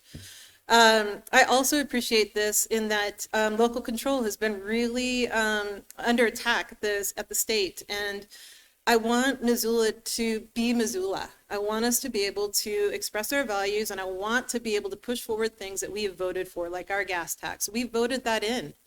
Granted, it barely passed, but the state legislature took that away from us. Local control is really important. Missoula is not a hideous place. It is not so hideous that we need the state to regulate our decisions and how we represent our people. And so I am in support of this for so many reasons. We're protecting our vulnerable people, and we're asserting local control against a state that wants to take it away from us. So thank you for bringing it forward. Thank you, Councilor Jordan. Councilor Jones. Happy to support this tonight. Thanks for bringing it. I think we've heard lots of good reasons and arguments why Medicaid should not be cut. Montana will be hurt greatly if Medicaid benefits are cut. I agree, if there's fraud in the system, then I think there should be efforts to ferret out the fraud, but you don't throw the baby out with the bathwater. And we've talked a lot about how low-income folks in Montana will be hit hard by this. Rural hospitals will take a hit. Our hospitals will take a hit because of the impact. But seniors will be hit very hard. I had a constituent email me a statistic: 60% of seniors in long-term care are being covered by Medicaid. And we have seen in the last handful of years, nursing homes, memory care units, assisted living places close in Montana because those businesses have such tight margins to begin with. They're very difficult to keep open. So then if a major stream of funding is shut down, we're going to see more close. And Montana is, I believe, the grayest state west of the Mississippi. We have an aging population. We need those resources. They need to be funded. So I just want folks to imagine that world without sufficient Medicaid funding to keep our long-term care facilities open for our seniors. This is a big impact. So happy to support this tonight. Thank you for your comments, Councillor Jones. Councillor Carlino. Thanks. Yeah, happy to support this resolution as well. Thanks for bringing it forward to the mayor and Catalyst for putting this issue on the agenda. I think, healthcare in our country should be a human right, and the private insurance and health industry should have no place in deciding whether or not somebody can get the care that they need. So I think we need to move towards a single payer or Medicare for all style system in our country where everybody can get health care and not go bankrupt for getting the care that they need. And I've been happy to work for the past 6 years being funded through Medicaid to being aid for people with developmental disabilities, and I'd hate to see them go without the care that they need to go throughout their daily lives. So I think this is really important that we make sure that we can do everything we can to help get health care for people in this country and for all the Missoulians that need it. Thank you, Councillor Carlino. And Councillor Vasica.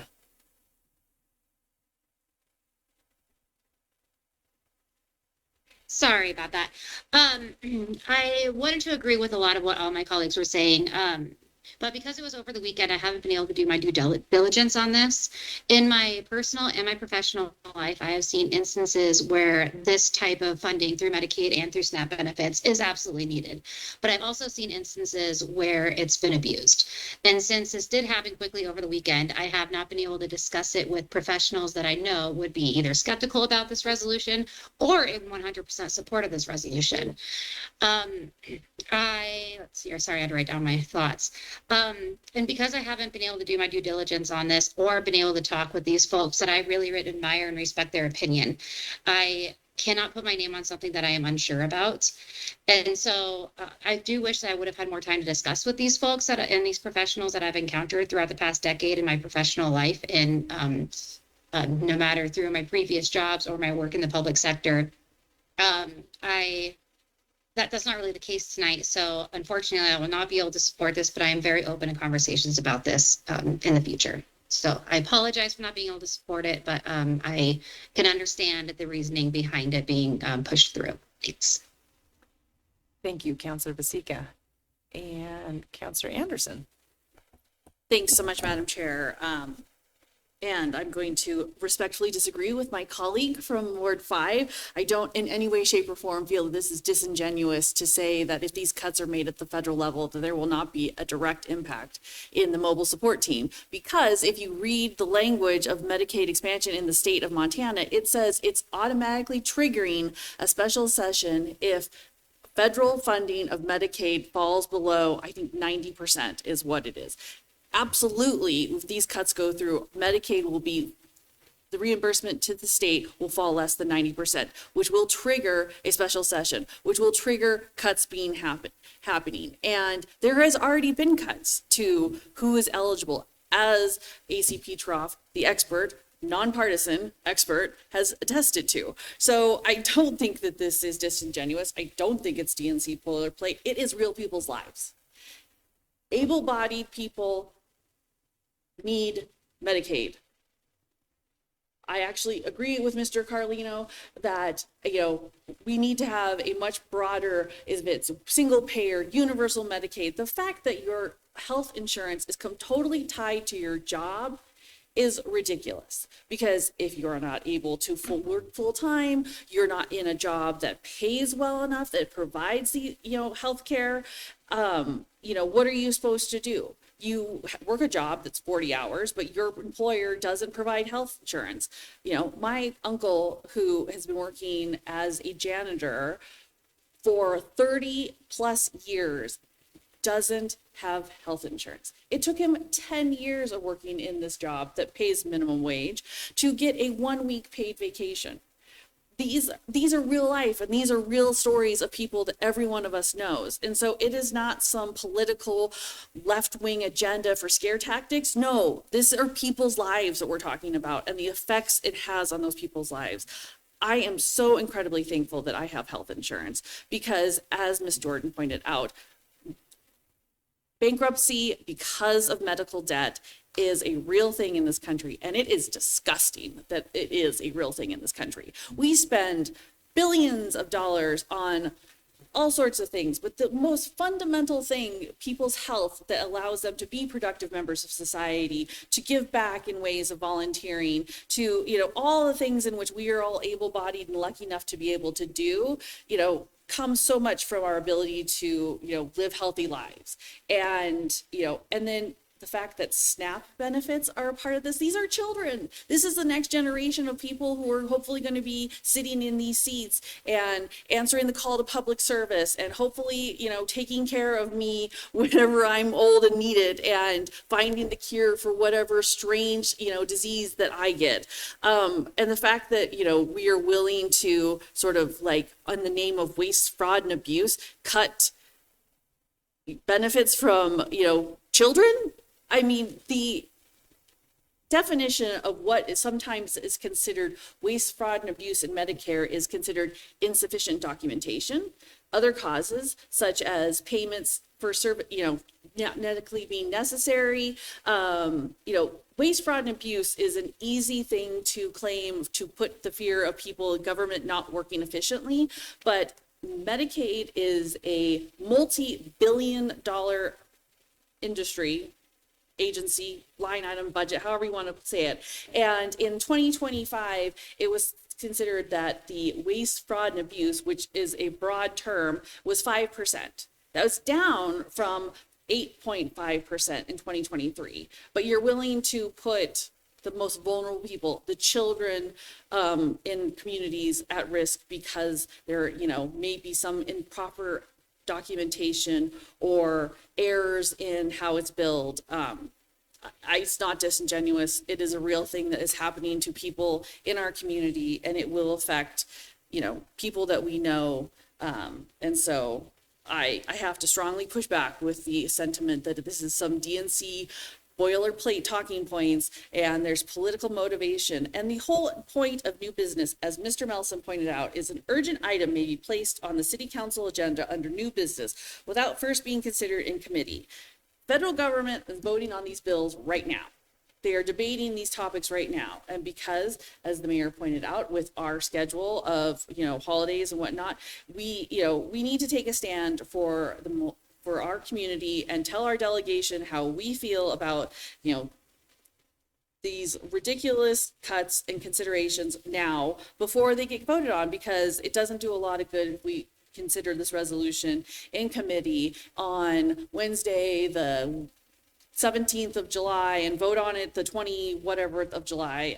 It will be old news by then. So I appreciate the mayor bringing this forward, working with community members, from the council members who are, commenting and supporting, and for those in our community who, are doing important work that this will directly be affected by.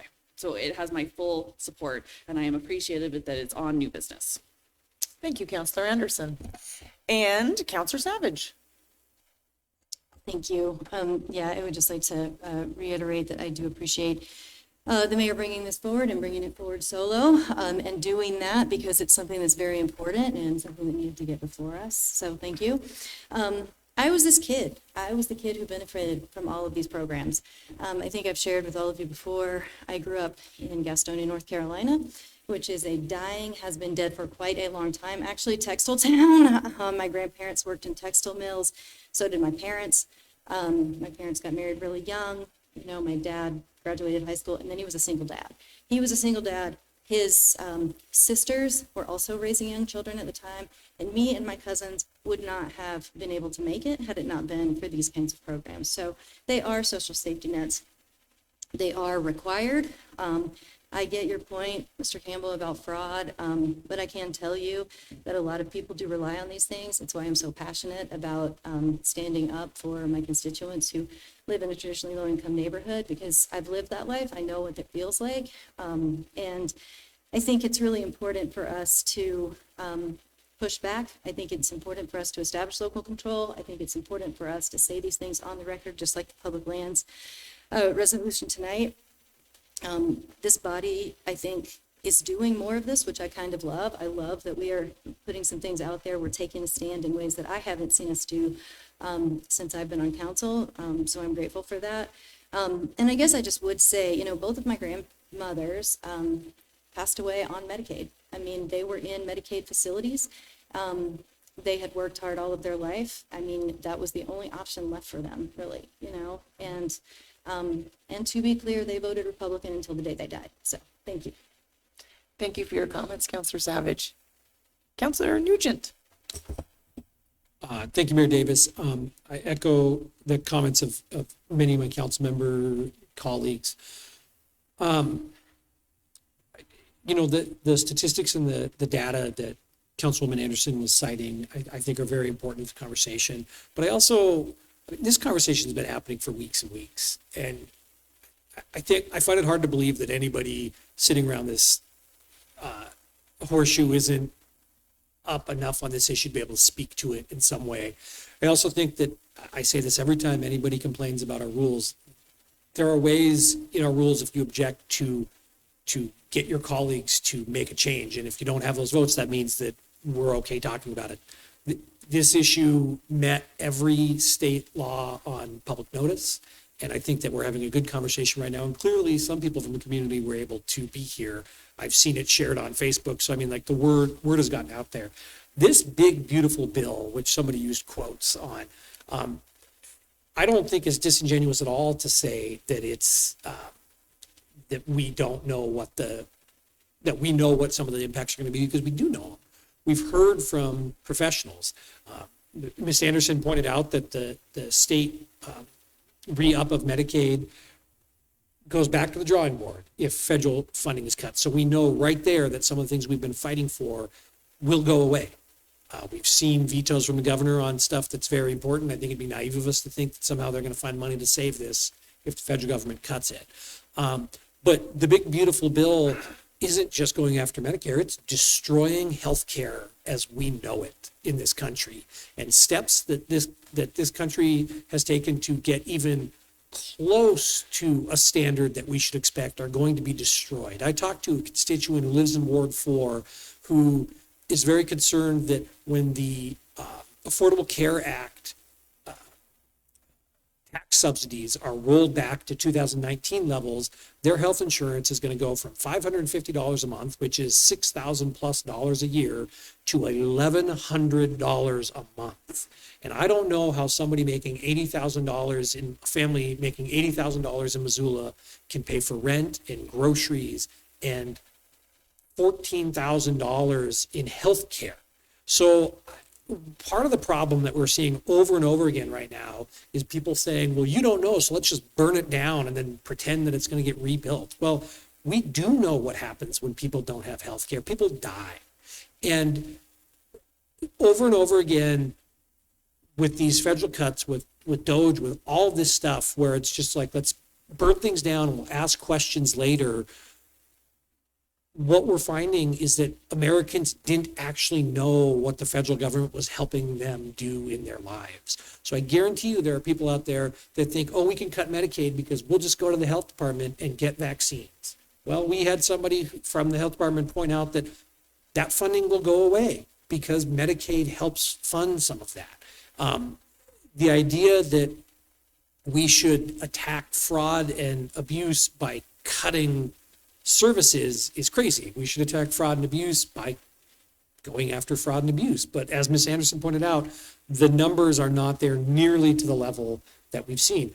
I also find it ironic that we are, okay, spending more money to go after things because we're concerned about able-bodied people on some of these services, when over and over again, we've seen in states that have done this, that it actually costs more money to do that than the fraud that's actually there. So I'm not going to go on and repeat everything that so many of my colleagues have said, but this is an area where the United States needs to do so much better than we're doing right now.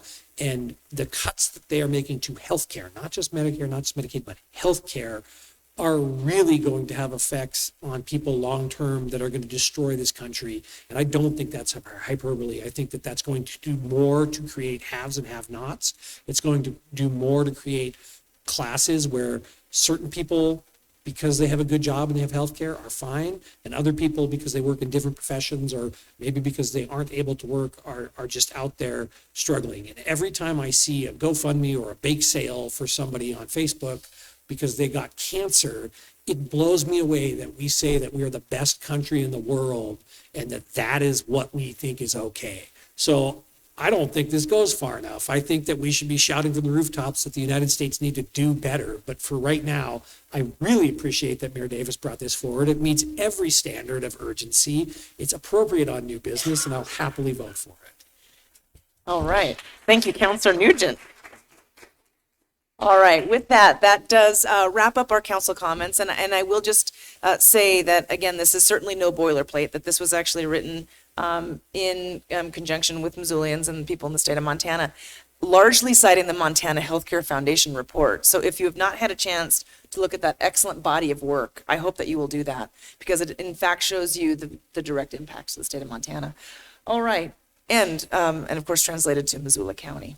Thank you very much for comments, and members of the public, thank you for your comments. And with that, we will go ahead and take this to a roll call vote. Ms. Trimble. All right, voting on item 6.3, a resolution of the City Council of Missoula urging Montana's congressional delegation to oppose federal legislation that would reduce Medicaid and SNAP funding. Beginning with Farmer. Yes. Jones. Yes. Jordan. Yes. Melson. Yes. Nugent. Yes. Savage. Yes. Cheryl. Yes. Basika. No. Anderson. Yes. Sarah. Yes. Campbell. No. Carlino. Yes. That has 10 in favor, 2 opposed. The motion does pass. Okay, thank you very much. I very much appreciate the conversation. Thanks, folks. Appreciate you coming down tonight, providing public comment on these important items. Thank you very much for the robust conversation with council members. That does wrap up our new business items this evening. I want to extend my appreciation to Parks and Recreation Department Director Donna Gockler, who is at the top of the public hearing section and waited very patiently to present a very important master plan for our consideration this evening. So I'm going to move us into the public hearing section. We have our Parks, Recreation, Open Space, and Trails update and public draft. Ms. Gockler is going to walk us through this comprehensive, and excuse me, Zach Covington, Mr. Covington, thank you both for your patience this evening as we adjusted the council agenda. And tonight, this is a master plan that has an incredible amount of public input consolidated into this master plan, and so we're looking forward to hearing from you. Well, thank you, Mayor and City Council. Donna Gockler, Director of Parks and Recreation, and I want to apologize to the community working group members that have been working with us for the last 20 months on the pros, because I promised them we'd be early in the agenda so they'd have plenty of time to get home. But I also want to thank City Council for taking such an important stand around public lands and human health and welfare, because really what Prost is all about is our local control of those aspects of our lives, access to public lands and places, and how we invest in our economy and our people. And so thank you for the opportunity to be here, and a huge shout out to our community working group and park board who've been with us all along. A little bit of background. Prost is an abbreviation, and it is not a toast, although we hope we get to toast after tonight's public hearing. It's about the Parks, Recreation, Open Space, Trails, and Trees Master Plan. And it's Parks and Recreation has been something very important to our community throughout the years. What's unique, we've been operating off the old master plan, which dates all the way back to 2004, which was developed at a time that we were looking at suburban style development and a very, very different environment. And so this plan is much more obviously up to date. It looks at an urban environment. It looks at our land use plan and our population growth and how we continue to provide quality of life for our residents. We are at the very end of a 22-month process, and hoping that after tonight's hearing, you will consider adoption.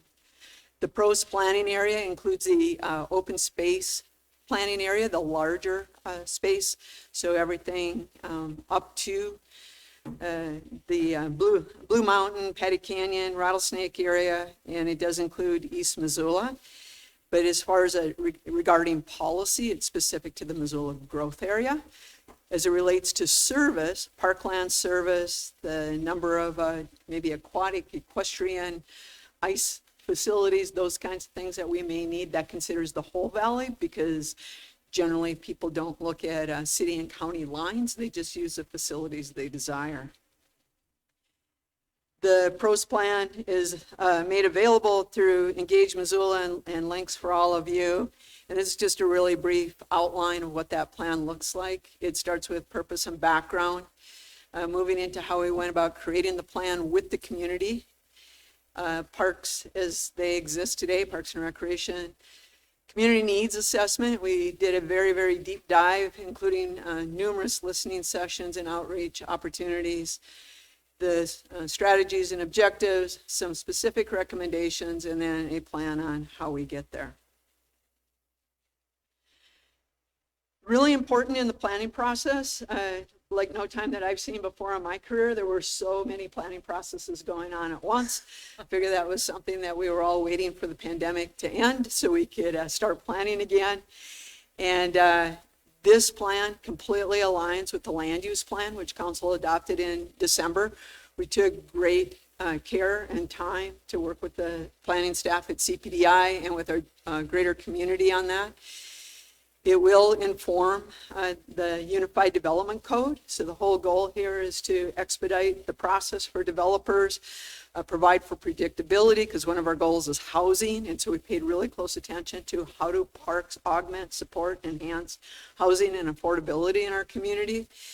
And then how do we also address community health? So at the same time we were working with the health department, including partnership and All Nations, and the community health assessment and the community health improvement plan. And finally, the long-range transportation and transit plans, because all of those things together is what makes Missoula, Missoula, and what we want to ensure going forward, that we do retain that quality of life, with goals such as access to housing, walkability, sustainability as it relates to our environment, both natural and built. Clean air and clean water are always important to Missoulians. Connectivity in all ways and forms, accessibility, and affordability to amenities and public lands. Love our vision, and you know how much I love it because I share it with you at every budget meeting, every update, and with the Prost. But we are an inclusive city celebrating meaningful, purposeful, fulfilling lives, and enjoying unparalleled recreational, cultural, and entrepreneurial opportunities. And at Parks and Recreation and across the community and all the folks we met with through this time, we share that vision. So integrating our city lenses, We paid very close attention to our many climate plans, work closely with the climate staff here at the city, as well as partners across the city. Equity and opportunity and access to local government resources and lands. How do we all have that access? And I think council has very eloquently talked about that, both in public lands and access to healthcare. And then housing attainability at all levels. And what does that really mean? And how does parks help us achieve that goal? And we will get to that. And next, we're going to get into public engagement, and Zach's going to share a little bit on that. Okay, thanks, Donna. So we, as you know, we had a really robust public engagement process for the PROS plan, reaching up to 5,000 plus residents through a lot of different forums and opportunities, public open houses, online interactive map, and online survey, a statistically valid survey, which the University of Montana helped us with. We had, of course, our community working group, a whole bunch of mobile listening sessions where staff and community working group members and others helped us to reach out to a lot of different historically underserved and underrepresented community members. We even had artist-led engagement where we had artists help us reach out to various groups that usually don't participate in a lot of these processes, and we got some really great insights from these groups about what their needs are related to PROS. Some of the major themes that emerged throughout this almost 2-year public engagement process include how parks and recreation lands and services are key to quality of life for local residents and lead to inclusive community building. As Donna mentioned, lots of input on wanting a connected system and not just trails, but greenways, natural areas, and also connecting people to each other and to goods and services. Need for a year-round facility and all-season recreation in particular. And of course, people want us to focus more on maintenance and upkeep of existing parks, trails, and facilities, or continue to focus on maintenance and upkeep. Lots of support for climate and resiliency projects and strategies, an overall concern for safety, and that's in various public spaces, but also related to trail usage and pets and things like that as well.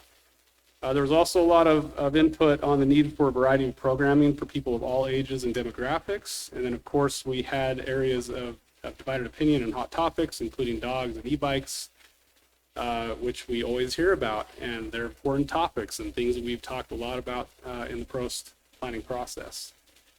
A couple of highlights from the statistically valid survey done by the University of Montana. Is that satisfaction is generally high with current quality of parks, trails, open spaces, and recreation facilities. Residents want to protect on the natural resource side of things and environmental side of things.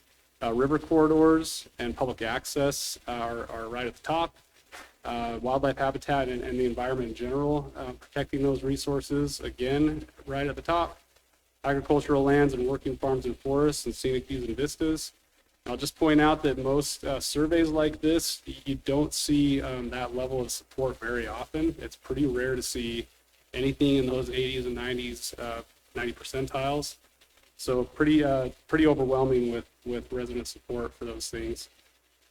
Related to resident supported policies, people want safe parks, walkable neighborhoods, clean air and water, universal accessibility. We talked a lot about accessibility throughout the entire planning process. And our community working group in particular had a lot of discussions on making sure the plan represents the needs of all people in Missoula.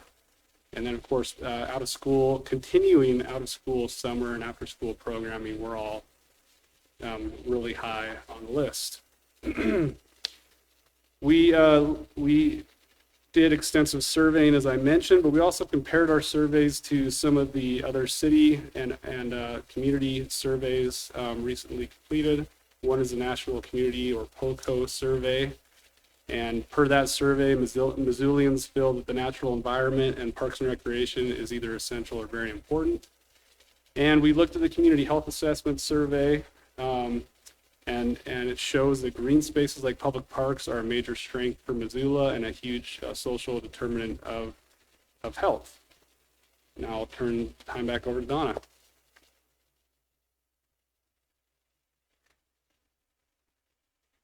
Oops, yeah, already. A few items.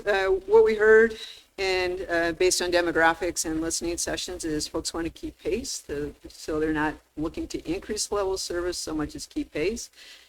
We know that our younger population of 20 to 29 is likely to sustain or grow slightly in the future. We're going to see a pretty significant increase in our aging population. And so one of the things we hear quite a bit is about providing more program opportunities in that area. We're expecting a slight decrease in school-age kids, particularly in certain schools. And we did a lot of work around applying the equity and land use report to remain consistent with the land use policy. Growing population, as you're all aware of the numbers, and so again, there are a number of strategies in the PROST that recognize the high cost values of land, but ways that we can provide services by increasing capacity. We did some national statistic comparisons through the National Recreation and Park Association. And we have several charts on that, but the overall message, I think, for Missoula residents and leaders is your local Parks and Recreation Department provides more services than the typical city our size at a lower cost per person. And so I like to assure you that you are getting a good deal. As far as highlighting a few community needs that really stood out and we heard over and over again, regardless of which group we were working with, is there are some significant gaps that exist in the Missoula system. And unfortunately, these gaps tend to be in areas of our community where we're going to see the highest density housing. And so we're really trying to pay attention to that. We still lack indoor facilities, and part of that, I think, is because we have such awesome outdoor facilities and pretty decent weather. But as the climate changes and smoke increases, winters in many ways feel longer, we're getting greater and greater demands, and I also think this is a result of an aging population as well. We have an urban forest crisis, and I think that was on display last July pretty vividly. And we just completed the last contract for removals, by the way. And there's some nature access disparities. Some parts of our community have amazing access to public lands and open space, and others, not so much. And Zach's going to run through some of the maps. He's our expert map guru working with City GIS and others. We've been staring at these maps a lot, and in some cases have updated them, and we're going to show you some updates. But these first couple in particular have remained the same. They're 10-minute walk access analysis to existing parks. These are our more traditional to kind of developed parks. And as you can see, the orange kind of hatched area are those areas that where people currently have access to parks. There's a big kind of donut hole in the middle, kind of in that Franklin to Fort area that you can see. Along Reserve Street and down Southgate Triangle, there's some obvious gaps. And then up on North Reserve, there's a lot of kind of higher density housing up there and more recent development. There's really not any park space or any access to parks. So this takes into consideration not only the location of the park, but also whether or not there's an existing trail or even a street that connects people to the parks. This next map looks at 1 mile access to city conservation lands in particular. And you can see a big couple of gaps, mainly in that Franklin to Fort area and again in North Reserve. And when we think about access to conservation lands and natural areas that the city manages and owns, you can think of like Bancroft Ponds is a good example down near 39th, 34th, I believe. It's a natural area that's in an urban environment. People utilize that space like crazy, and it means everything to those local residents. There's a lot of kids that visit the space. There's ducks and nature and deer, and it's just a beautiful little kind of area. And so, this has a lot of implications on future recommendations moving forward with the PROST plan. We overlaid the 10-minute walk access to parks over the land use plan place types, and this is interesting because if you kind of focus on the more purple, pink, and orange layers underneath, those are areas that are generally planned to urbanize in some way and have more dense growth. So I just kind of want you to maybe remember this a little bit, where those more pink and orange and purple areas are, because that's eventually where we're going to show you a map that shows prioritization of resources and planning and more needs in the future for parks and park spaces and access in those areas.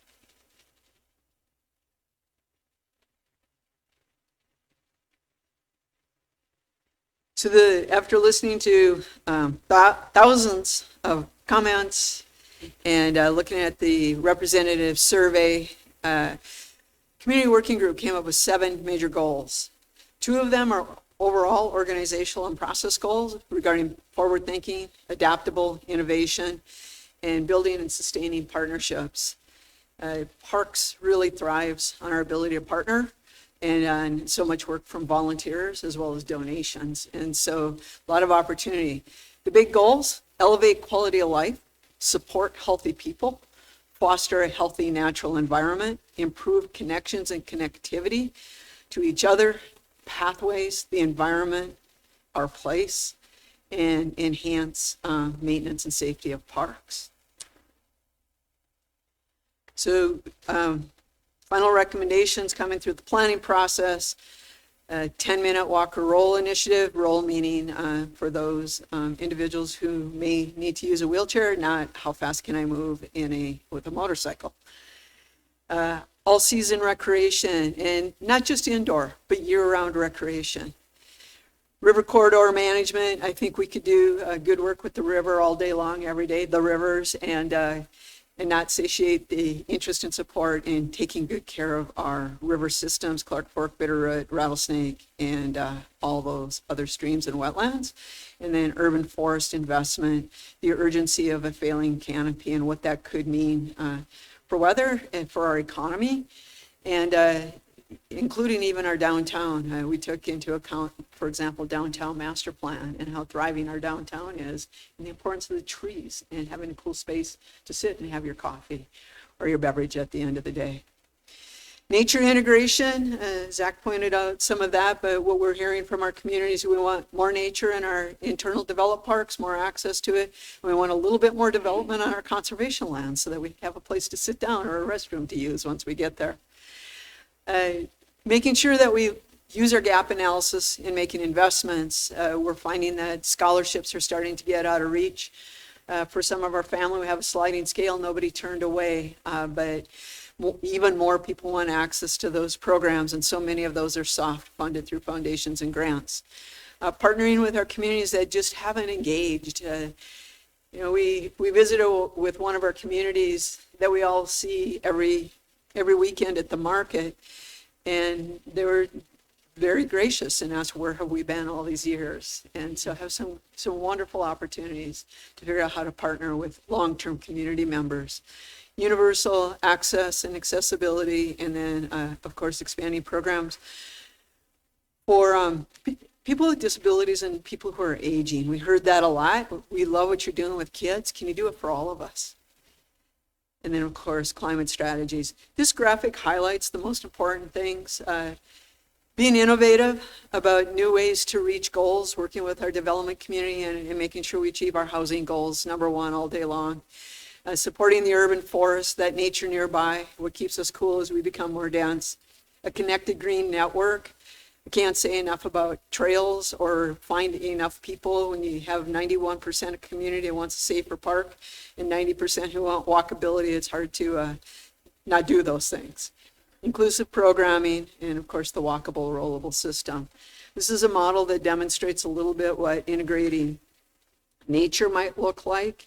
And so it really is, imagine your favorite developed park where the shelters and playgrounds are, having that respite of green space that's a little bit more natural or native. And then imagine going to your favorite preserve. Those are the Jumbos and the Sentinels and Tower Street properties. And maybe there's just a few more amenities there, very minor investments that allow more people to visit them completely. And then Zach's going to go over some of our future maps. So of course, Prost with the T wouldn't be Prost without trails. And this is the trails master plan map, and this is pretty exciting. We received a lot of comments on trails. As Donna mentioned, connectivity was a huge theme, and so you can see the dashed lines, the kind of longer dashed lines, are planned future trails. Those are ones that we've either been working with developers on, or we're already constructing, or we've got conversations happening.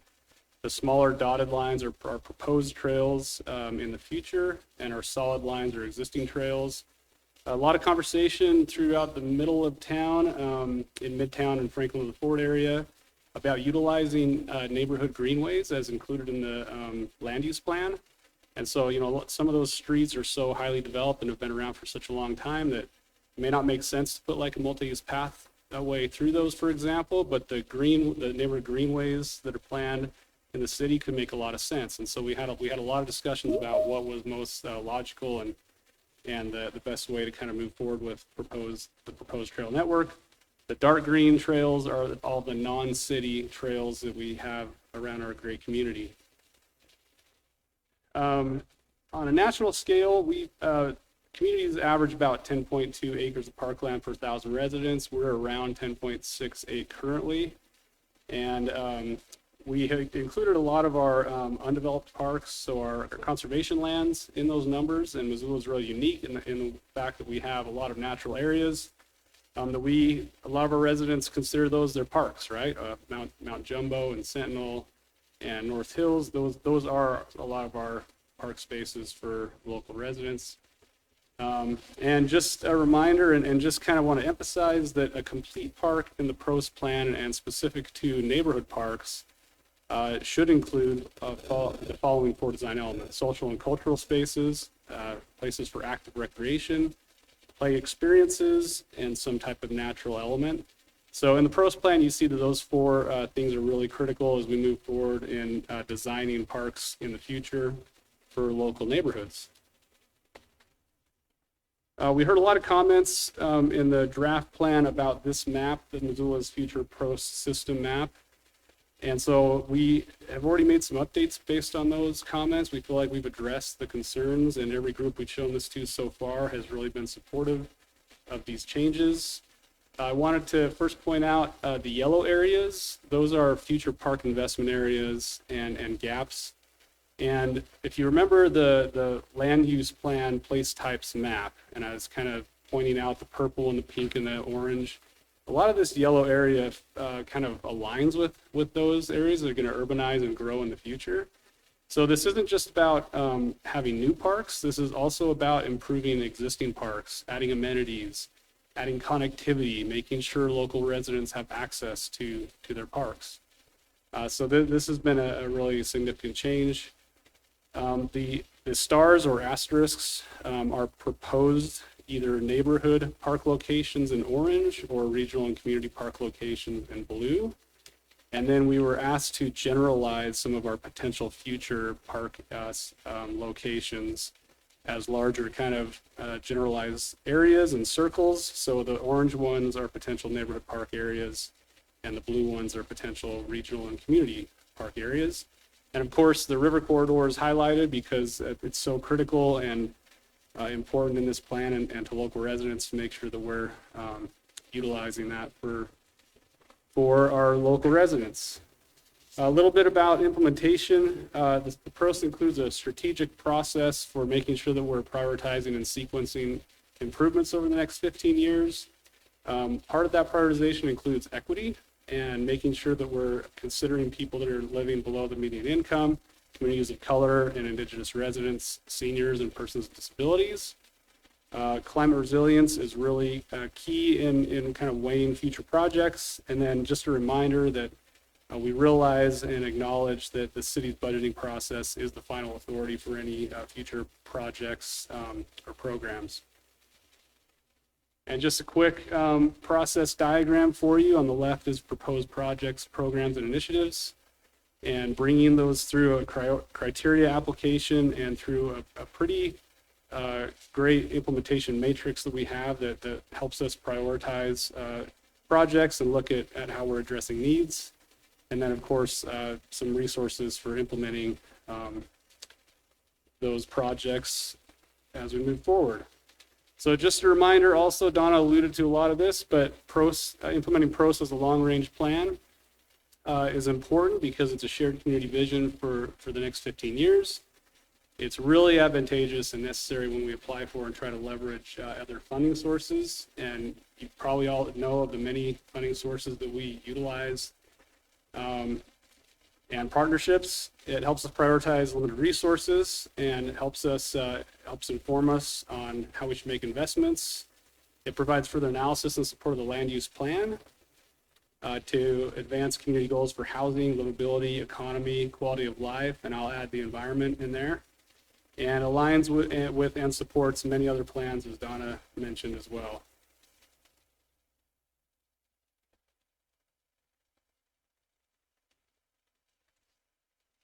So following all that drafting, we went through our last round of public process recently, and 341 comments on top of the 5,000 plus. And 89% of the population believes that the PROS plan goals reflect what matters most to Missoulians. A lot of support for partnerships, alternative funding, expanding volunteer programs. It's really cool to live in a community where more people want to contribute to their park system through physical labor in some cases, as well as just flat out donations. And then there's a lot of support for taking a balanced approach. In other words, all kinds of strategies to help implement the plan.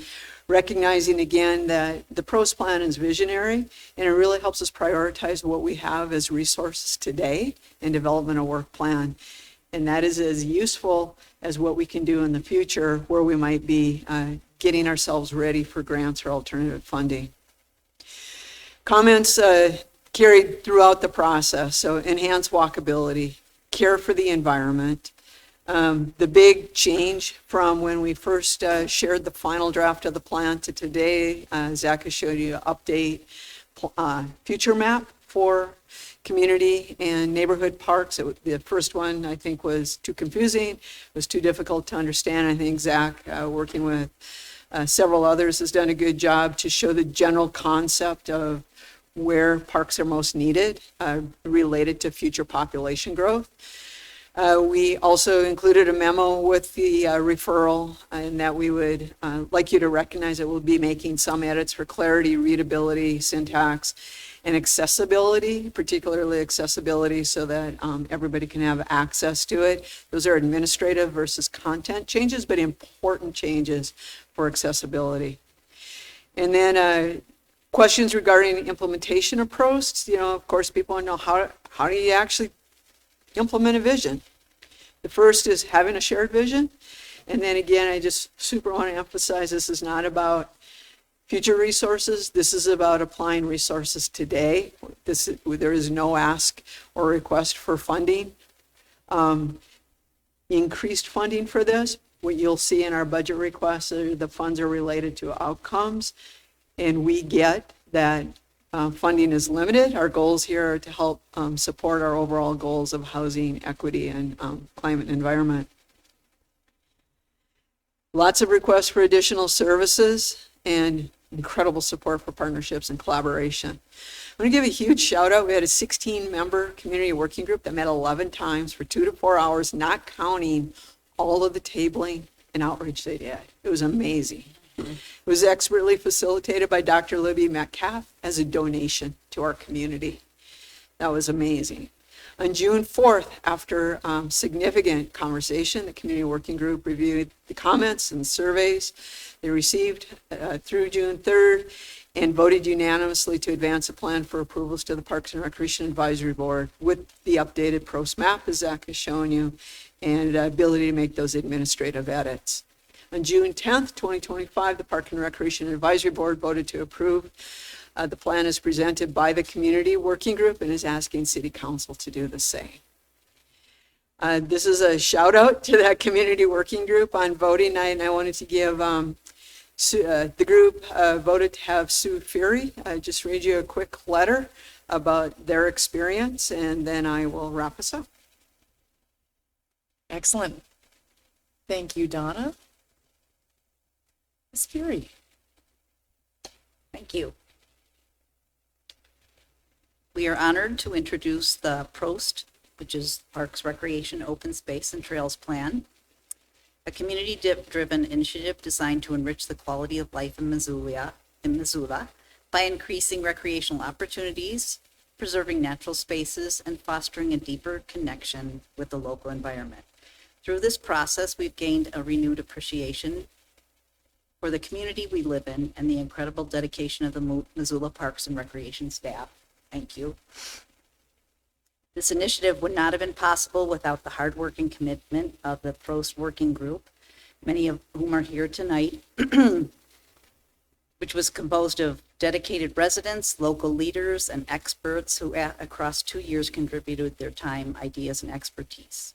Together with Missoula Parks and Recreation staff, we hosted community workshops, conducted surveys, and gathered feedback in order to reflect to the greatest extent possible the values and priorities of those who call Missoula home.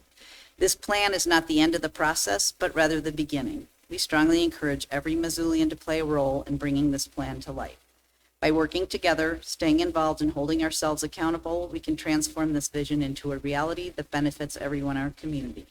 Thank you for your interest and support in shaping the future of Missoula, and thank you everyone for serving on the City Council. Thank you very much, Ms. Fury, and thank you to the community working group for, I'm looking around seeing many people in this picture in the audience tonight.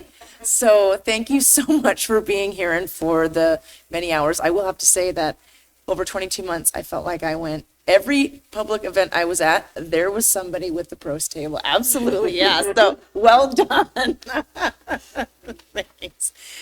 All right, Ms. Cochran. So that you do have a resolution in your packet, and our staff and community working group members stand ready to answer your questions. And thank you so much for your time and support.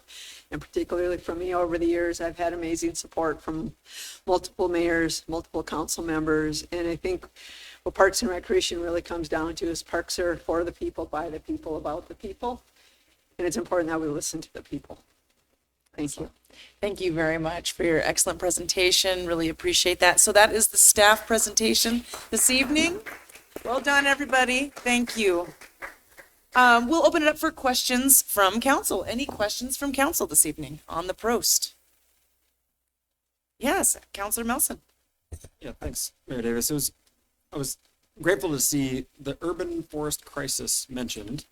And as you know, I've reached out around how we can quantify our canopy goals, either in the handbook, the manual, or in code as it comes up to Unified Development Code. So I guess I'm wondering, what can we expect to see to set up a system of protection for our urban forest? Are we going to see that in this?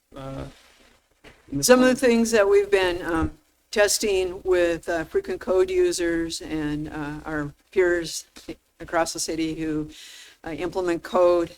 Variety of things we've got going right now. Partnerships with Downtown Missoula, partnership with Missoula Redevelopment Agency, who does significant investment in sidewalks, boulevard trees.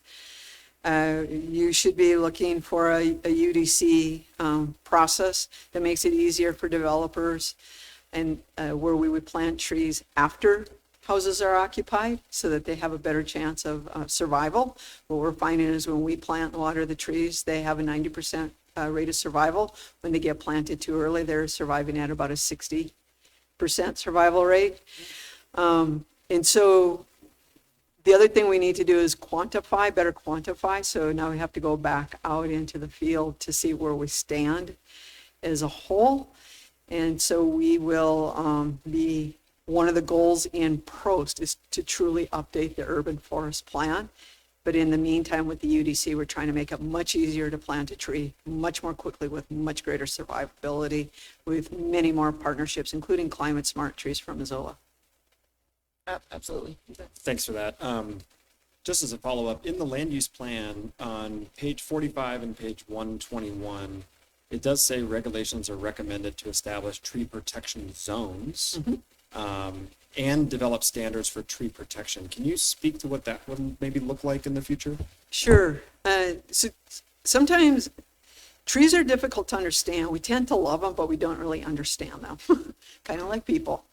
And when we talk about tree protection zones, we're really talking about the root zones, the root zones. So what we do when we develop as a city or private public is we forget that in essence, trees have legs and roots that they need for survival, and they actually need soil. And we have a number of amazing pictures that I believe some of our staff may have shared with you in May, where whole boulevards tipped over because we didn't take care of the roots. And so those are the kinds of things that we will be trying to correct in the UDC. That little bit more investment of the right soil, right tree in the right place leads to survivability, and we won't have whole boulevards blowing over together. Thank you for your questions, Councillor Mills. And Councillor Anderson.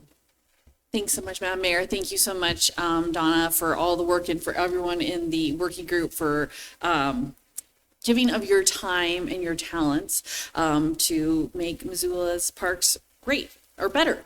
They're already awesome. My question is for those people who haven't been following along, haven't had a chance to come to any of the working groups or been to any of the meetings to see the pros table, how would you explain to them how this kind of planning process and the kind of new or the direction that this encourages us to go will affect how they see parks in their community? And as we continue to grow, I think there's been this sort of, can we bring parks online and still continue to manage and maintain them at the quality and the level that people expect, and sort of that kind of nexus and pressure point? Sure. Several questions there. Sorry. No, it's all good because it's really about having that shared vision. And what we heard from the community, and remember we're using a statistically valid representative survey, so it gives us a lot of data that's more than the people that we're able to show off. In fact, John Bldg from the business school said it was one of his best response rates of any survey he's ever done. So knowing that, we feel pretty confident about what we have in the plan. And like I said, parks are about people, and so listening to people and what they want. What they want is they want walkability to their park. They want a park that has the amenities that Zach talked about, a place to socialize and gather, a place to engage in health and wellness, a place for the kid to play, and a place to come together as community. We also, in working with the development community and understanding the need for housing, recognize that there's going to be significant population growth, and housing will become denser and denser in apartment complexes. And everything that you see in the representative survey, renters want it at an even higher rate, the connectivity, the access. There are a lot of ways we can improve parks without necessarily buying more land. Now in areas where we're just starting to grow in a significant way, like Swift Cane Mullen area, we may have to access more lands. In areas like Franklin to Fort, where there's a pretty significant gap, we did some big brainstorming, and redevelopment agency has been a huge partner in realizing some of those service areas. The Bitterroot Rail Corridor could be an amazing asset for our community. But we have ways to also address shortfalls and gaps. So if you think about West Side Park Lowell School, that's a partnership with Missoula County Public Schools, where we have protected West Side Park. We've doubled the capacity of that park by the way we improved it. You saw Garrick Swanson before you a few times recently about multi-use court facilities, multi-use ways to achieve goals. You know about the Karis Park improvements. So no new parkland, but what we did is we removed a few cars parking under the underbridge, activated the space, took a mound and turned it from raised seating for 50 to seating for 500, turned an amphitheater into a double capacity, and you have a brand new park with the same amount of land. So those are some of the things that we are talking about doing in this plan. Very impressive. Thank you so much. I appreciate that kind of quick synopsis for myself and everyone else. Great. Thanks for your question, Councillor Anderson. Councillor Nugent. Thank you, Mayor Davis. Thank you, Donna. This has been great. I've appreciated all the opportunities to discuss this with you over the last several months and all the effort from the staff and everybody working on this. I have a couple questions, and I'll lead with the kind of bummer one, but I think it's important when we're talking about master plans. Would you share for us a little bit what the state legislature's changes to park impact fees means to implementing some of this plan so that we can kind of better understand that? Thank you. City of Missoula, being who we are, we're the first to have park impact fees. And the park impact fees were actually pretty minor. I think we were collecting about 20% of what we could collect by the park impact fee plan. What happened with the last state legislature is we lost the ability to acquire park impact fees. That'll add up to at least $300,000 a year, at least averaged over the last several years. $300,000 a year for us is a lot of money.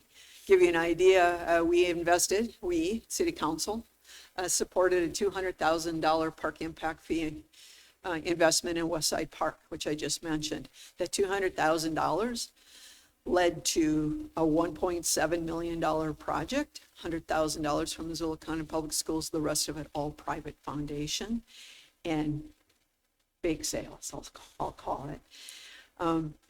It's a really interesting thing when you, as a city government, we can invest first and say, we're in. City has skin in the game. At that time, we didn't even know Westside Park is school land. We do have an agreement, so we count that in the service. We have a 50-year interlocal agreement. But our ability to leverage money with things like park impact fees for private funds, which people will contribute to parks, is absolutely amazing. So yes, one of the things we are trying to do is be super innovative. I call plans like this being as shovel ready as we can in every possible area for whatever foundation, grant, or partnership comes our way. Thank you. A couple more? That's right. Yes, please, you bet. So kind of along those lines, on the more positive side, you've mentioned a couple times the redevelopment agency. Would you talk for a few minutes on how important having a partner such as the MRA is to achieving some of this as well? One of the things I love about working for our city is we work really hard internally to be good partners with each other. And so Missoula Redevelopment, Public Works and Mobility, CPDI, Missoula Public Health, we all work super closely. And at the same time, through the Prost and the work that Missoula County Public Schools has been doing, we're advancing that relationship. We also have an oncoming partnership with DeSmet School, to give you an idea. So one of the cool things about working with Missoula Redevelopment, their purpose is to reduce blight. One of the ways that we reduce blight is by investing in public infrastructure. When we invest in trails and sidewalks and boulevards and parks in deficient areas, we are providing a higher level of service and making improvements through a resource that then leads to investment by developers in our community to businesses. And if you think about when the Milwaukee Trail went in between Russell and Reserve, this is one of my favorite examples, almost immediately Corso followed. And if I could track the Bitterroot Trail and the number of apartment complexes and housing that went in when those went up, the residents who lived in the Emma Dickinson area who finally had at least a trail to call their park, and then eventually LaFrey Park, which is a 1.5 acre park, that entire neighborhood. The people who came to us and said, you have no idea how that changed my life. And those partnerships and investments, whether it's impact fees and partnerships with developers like West End Farms and Parks who see a value of a park in a larger neighborhood, all day long, those to me are what make Missoula uniquely Missoula. All right, one more. I'm going to try and form this as a question, but it's really a comment. There was a great swim meet at Splash this weekend, so I'm just curious how great your staff is that they were able to get the leak identified to make sure that pool was up and running for that swim meet. Thank you, Counselor. Huge shout out to our staff, Eric Seagrave, Ryan, Danielle, Hannah. They worked tirelessly 24/7. We brought in some local contractors who have a real passion to make sure that pool is open as well. And it was open, and good news for our business community. I don't know who else would have swam on a 50-degree day besides our swim teams, and that place was packed. So thank you for asking. Oh, that's awesome. All right. Thank you, Donna. Any other council questions? And Stacy, I see your hand is up, but I think it might be just a holdover. Okay, just double checking there. All right, so we have heard presentation, we've heard questions from council, and I do believe now we're ready for the main motion, and that's Councilor Savage, please. All right. I recommend that we approve a resolution adopting the Parks, Recreation, Open Space, and Trails 2040 Master Plan in full as the guiding document for the Parks and Recreation Department for the next 15 years, replacing the 2004 Master Parks and Recreation Plan for the Greater Missoula area, as advanced by the Community Working Group and Parks and Recreation Advisory Board, including recommended changes to the updated Future Prost system map and edits for clarity, readability, and accessibility of the plan. And I'll speak to it when it's appropriate. Okay, excellent. Thank you very much. I appreciate that motion's on the floor, and we'll go ahead and hear for public comment first before we bring it back to council comments. Any public comment on the Prost plan this evening?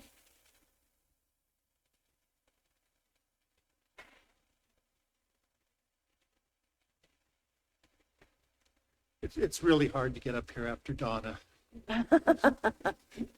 I'm Steve Gaskell. I was a member of the Community Working Group for the last 22 months. It seems like 22 years.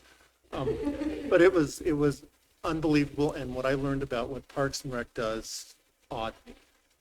I didn't know they did the urban forest. I heard a lot about it. I'm a professor emeritus at the University of Montana. In my spare time there, my passion was how do we get kids and adults active to meet kind of minimum guidelines for health. It's really hard. Parks and Rec is our method for doing that. I'm a fanatical supporter of Parks and Rec. And I also want to say how good the Community Working Group was.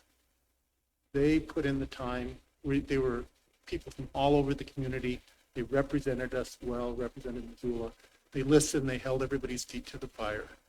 My part in that really was kind of watching that everything that was done was going to benefit how people are physically active. Is it going to improve? And I can say, watching the development of the mission, all of the goals, onward, yes. Yeah, I'm a big supporter of the plan now. I had my doubts. I was wondering all along, I was thinking, yeah, we're going to do all this stuff. And then I realized we're not even asking for money right now. But I think we'll get there. So everything in that plan supports people being more physically active. And I just want to throw out a few little ideas to you about what that means. Throw some finances in it, because Parks and Recs are going to cost a little bit. But a lot of what I did was study how physical activity improves health. And our CDC and the Kaiser Foundation came out a few years ago and said that moving from basically being sedentary, which is 2/3 of Americans, and 2/3 of Missoulians, and 2/3 of our high school students, which I have measured. When they move from sedentary behavior to getting 30 minutes a day of brisk walking, it saves them about $500 a year in healthcare costs. Doesn't seem like much when we spend $700 to $800 a person. But if you could move half of the Missoulians that are technically sedentary to 30 minutes a day, which is what our Parks and Rec can do, you can do the math, but it comes out to be over $12 million saved in healthcare costs. Now, if we go the other way and we don't support Parks and Rec, well, we won't go there. I'm also passionate about just youth that are more active, meet the guidelines, do better in school, their cognition is improved. You've all heard this before. Physical activity is good for us and improves their health. In terms of the cost benefit, over the lifetime of an active youth that stays active 30 minutes a day, it's about $175,000 in healthcare savings over their lifespan. But better, if kids that are active do better in school. We all know that. I'm going to be trying to make some of those changes. I'm leaning on Donna for that too. But Parks and Rec makes the huge difference in that. I put out a big hurrah to make this year. Thank you, Mr. Gaskell. I'm sorry to have to tell you that your 3 minutes is Okay, up, my but it 3 seems like minutes a is up. perfect way to conclude your comments. But I will say, there is a vision, and visions give plans, and plans give us results. Thank you. Thank you so much for your time spent and for being here tonight.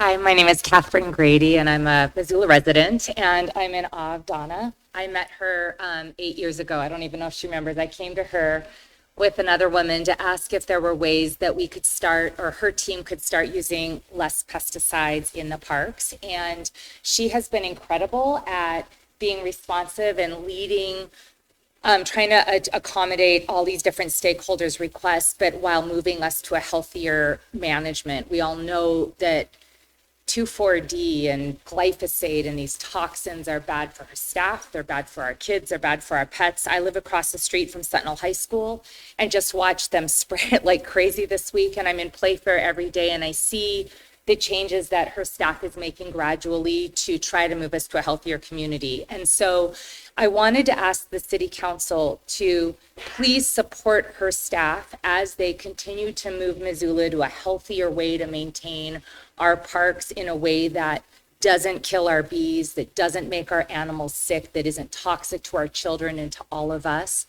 As I read the master plan and I hear about that we talk about healthy communities and being responsible, I feel like a pesticide-free approach to our lawn and parks management is integral and interwoven in all of that, but it's not stated explicitly, and that's okay.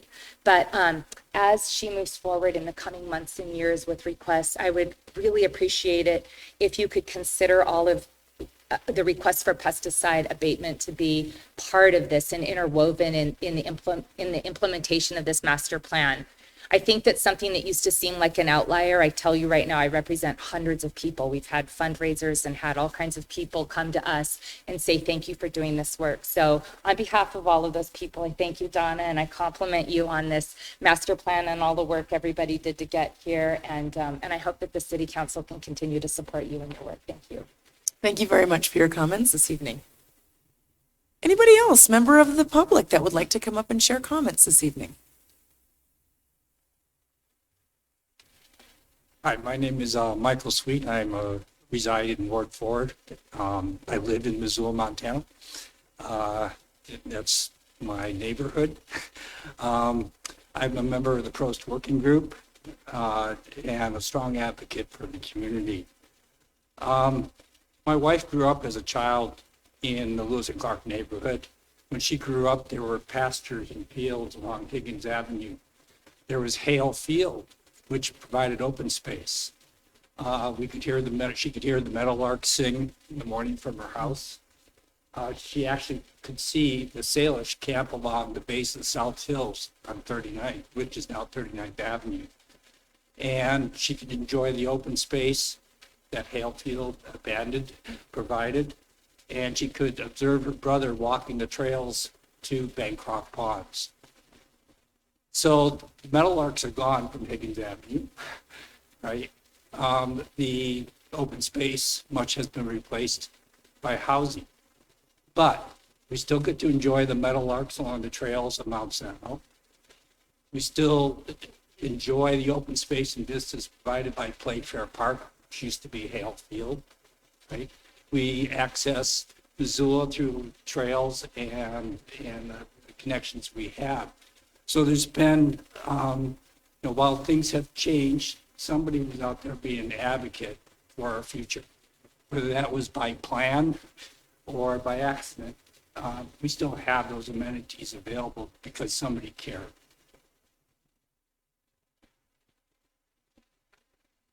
We still get to go to Baycroft Pond, have the natural experience. We watch muskrats and ducks swim along Pattee Creek, and that's what I would hope the Prost vision would instill for other neighborhoods in Missoula. I lived through the 2004 Master Parks and Plan and been active in that effort for the last 25 years. From that, we've got Currents, Aquatics, we've got Splash Montana, increasing swims from 33,000 to over 200,000 swims in this period.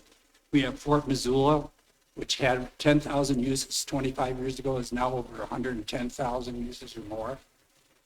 We've added acres of open space. We've added miles of trails. We have a river corridor that anchors our summers. We have summer programs and childcare. But we've also strengthened our dialogue with both the Native community and those that are marginalized. I have to say, during this 25-year period, we've made a lot of progress. But we've also had 2 recessions and a pandemic. But we actually did strive forward. The 2004 Parks and Rec Plan provides a vision for the next 25 years. But like the last 25 years, it took both leadership and community investment to get there. We're not going to get there in the next 15 years without leadership and without community investment. Capital cost of the last 25 years represents 0.1% of our GDP in Missoula. If we look at our healthcare costs, as Steve pointed out, right now the Federal Reserve puts that at $10,600 per capita in Missoula. We saved 1% of that. We could pay for all the parks and recreation infrastructure for the next 15 years. So a healthier Missoula means we can get there for all kinds of reasons. Mr. Sweet, you're well over 3 minutes, so Okay, go ahead and I'm wrap it sorry. up. Yeah. Thank you. Please support the Prost plan. Thank you very much. Thanks for your comment this evening. All right. Anybody else here, member of the public, wanting to make comment this evening?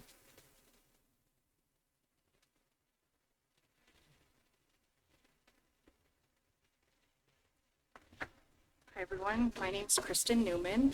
I'm a resident of Ward 1, and I've had the honor of being a part of the Prost Community Working Group. Tonight, I'm going to speak from my personal perspective and experience.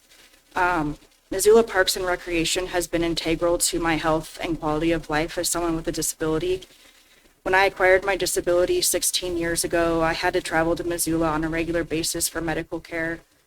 A big part of my time when I was in Missoula was spent on the trails and in the parks where I found respite during my travel. A part of this care included working with a local service dog trainer to maintain my independence. My service dog Cricket, who is now moving into retirement, was raised on Missoula Parks and Recreation. We have spent countless hours at Fort Missoula, for example. When I moved to Missoula, I applied to be on the community working group to give back to this community that welcomed me during many trips for medical care and to the parks and trails that I have come to love. Cricket began the working group journey with me, and now Poppy, who is with me tonight, is learning her service dog skills raised on the foundation of Parks and Rec as well, and finishing the working group journey with us tonight. Parks and Recreation has played an integral role in my and my service dogs' lives, giving us positive and enjoyable experiences socializing in the community, and with the working group being a part of a team of dedicated community members and staff. The support and inclusion is palpable within Missoula Parks and Recreation. I've experienced this firsthand as part of the community working group, where I can show up as my whole self, just as I am, and be seen, valued, and accepted, and experience growth as a person in a safe space. What I have learned about Missoula Parks and Recreation and our community while being on this working group has been incredible. The relationships built and the memories shaped I will cherish. Prost is truly the heartbeat and foundation of our community, woven into every single day of our lives. It is what makes our community special and what fosters a sense of belonging. I am proud of our community and this plan that we developed together.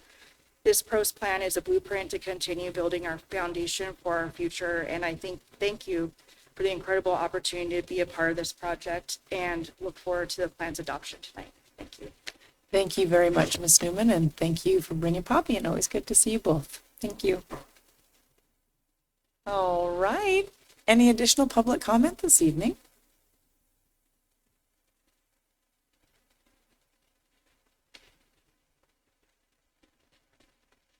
Hi, my name's Rhea Overholt, and I'm the Community Services Director at Missoula Aging Services. And I started this process with the community working group because I wanted to make sure that the voice of older adults was really heard and represented within this process. And what I found was not only was it heard, but it was sought out, and it was asked for, and it was listened to wholeheartedly. I have come away with an amazing sense of appreciation for this team that the city has assembled. Donna and her staff are really phenomenal. And I know you all appreciate that and know that, but getting to work alongside them for the past several months has been a real joy and a real honor. And I'm speaking sort of as a representative of the whole community working group to let you all know that not only are we excited for you to adopt this and to move this process forward, but we're each committed to being a part of seeing this through to continuation, and whatever that looks like, however we can volunteer, however we can stand beside the city in this process, we're part of it now. And we just want to thank you for your time and your listening to all of us share our thoughts on this. Thank you very much, Ms. Overholt. We look forward to the continued partnership with Missoula Aging Services. Any other members of the public wishing to make comment this evening on the Prost? Come on up.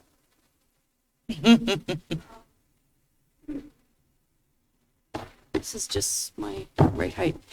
Gwen Hoppy. My dogs are wondering why I'm not walking them up North Hills right now. It's going to be dark and the deer will be out by the time I get there. I was in the process. I went to some of those public meetings that they had, and I appreciate how comprehensive it was. And then I became interested in a very particular thing. So sometimes when you take a very particular thing and you apply it to that, you can see how it runs through. And the thing I'm interested in is that Greenway, that kind of Grove area over in the Southgate Crossing or Midtown area. And I found out I'm a partial owner of 10 beautiful acres out behind the mall because I'm a member of this town. And so the thing I was wanting to make sure is that that little greenway where the irrigation goes through, and it's a lovely little grove, is somehow included in this plan, like it's covered. And I didn't see the very end part of this. I saw maybe, I don't know, 2, 3, 4 weeks ago, there was a meeting and we saw the plans, and I don't know if those were the final plans. I haven't seen. So I'm just, I don't know the answer to this, whether that was the final thing, but I just hope that that little area can make it through and become a nice green water area, because water is so important to us, like a little Greenough park in the end. So you'll see me over time trying to make sure that that happens. So, and that's all for now. Thank you. All right, thank you for your comments. Anybody else wishing to make public comment on the Prost this evening?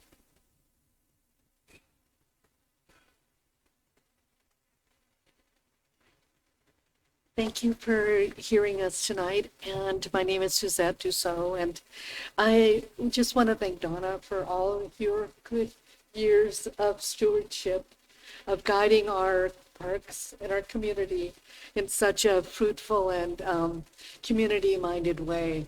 And when I read through this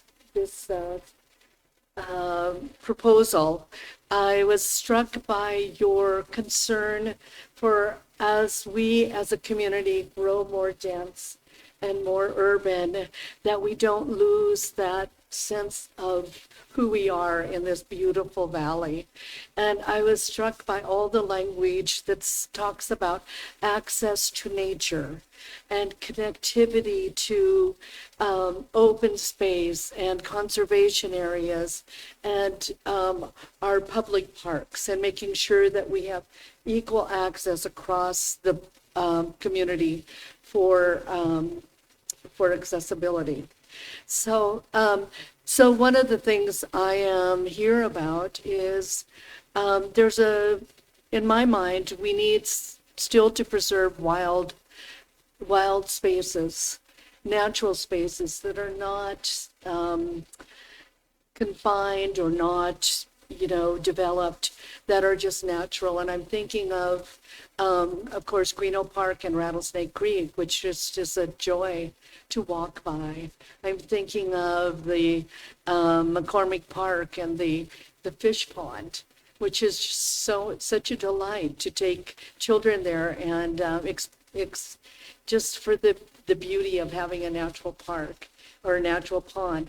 And the ducks waddling across the road at 39th Street, because we have the Bancroft area as in its natural state.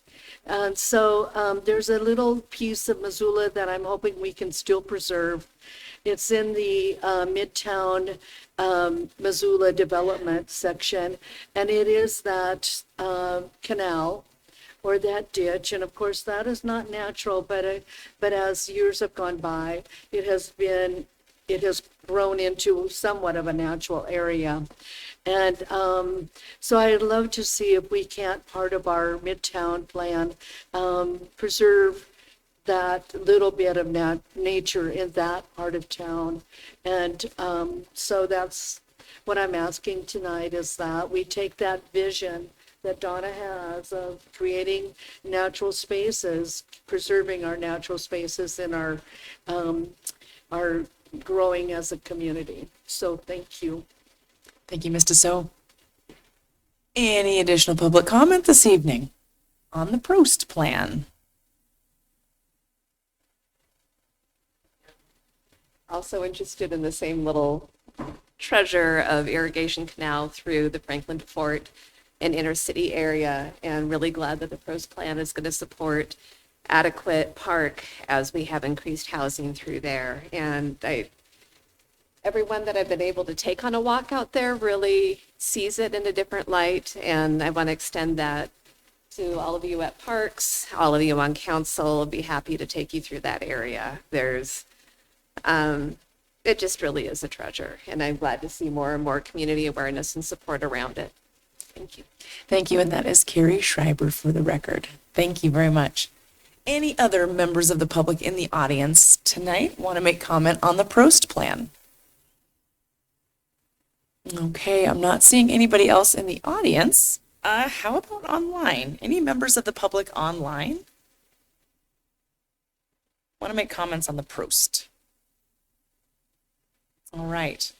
I'm not seeing anybody online. That does wrap up our public comment section of the public hearing.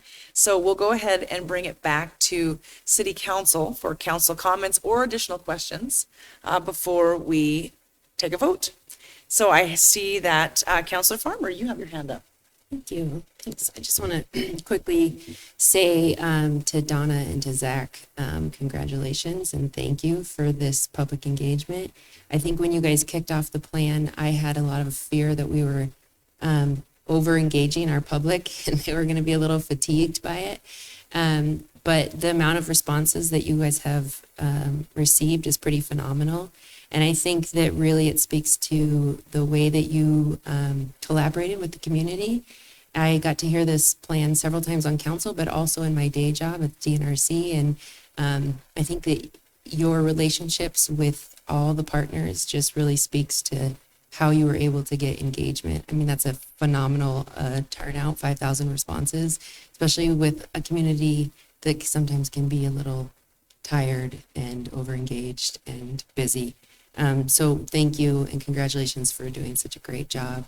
I just wanted to say really quickly also, thank you to the working group. To have 22 months of your life volunteering on something like this is a huge undertaking. And I'm just so impressed that we have so many members of the public that want to help with that. That's pretty amazing. So thank you, congratulations, and I'm really, really proud of this plan. Thank you for your comments, Councillor Farmer. Councillor Savage. I'll be brief, but I also just wanted to say thank you. I know that you guys have put in so much work, Donna and Zach and your whole staff, and the working group and the advisory board. It was a real community effort. And I really do appreciate all the nods to equity and to neighborhoods that have been underserved. And I also appreciate all of the nods that I think will allow you to continue to do all of the important childcare work that Parks and Rec does. So thank you. Thank you for your comments. Any other council comments or additional questions tonight before we take a vote? All right. I am not seeing any. Then we would, Stacy Anderson.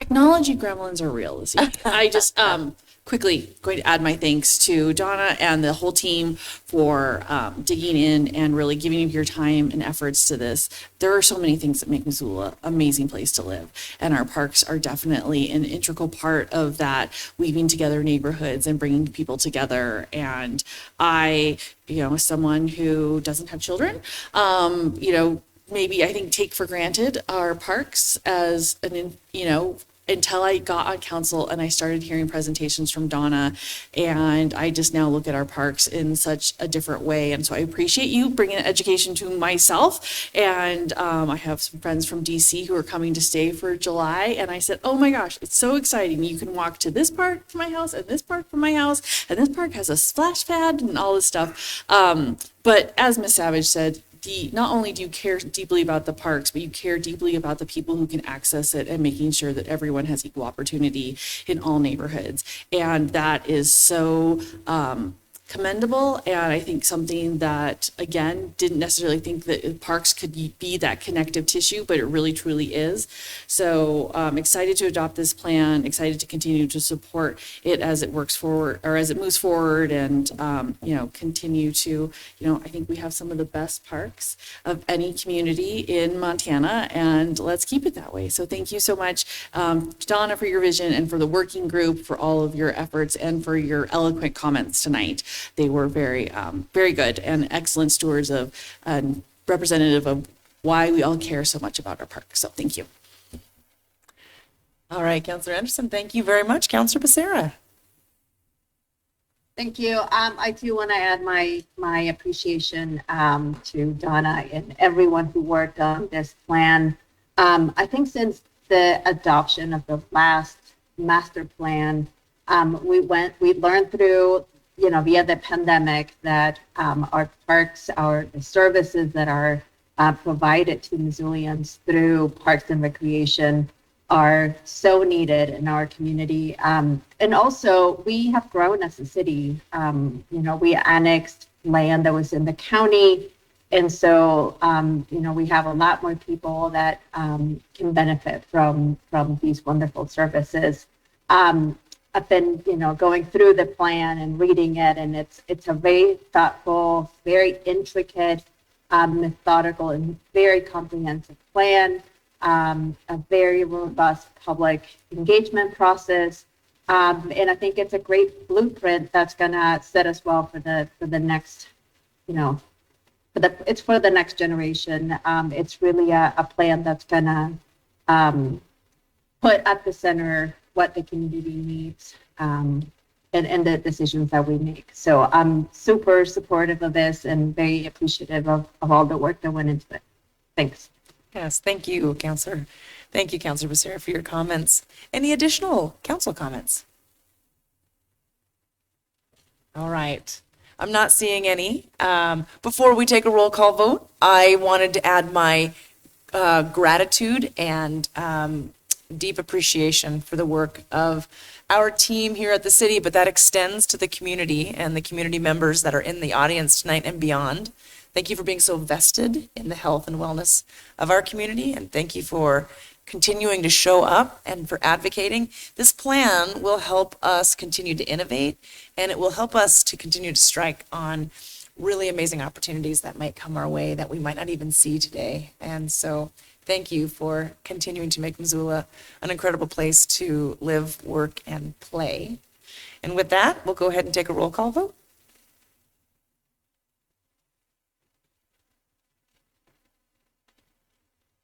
All right, voting on item 5.1, the Parks, Recreation, Open Space, and Trails 2040 Master Plan, beginning with Jones.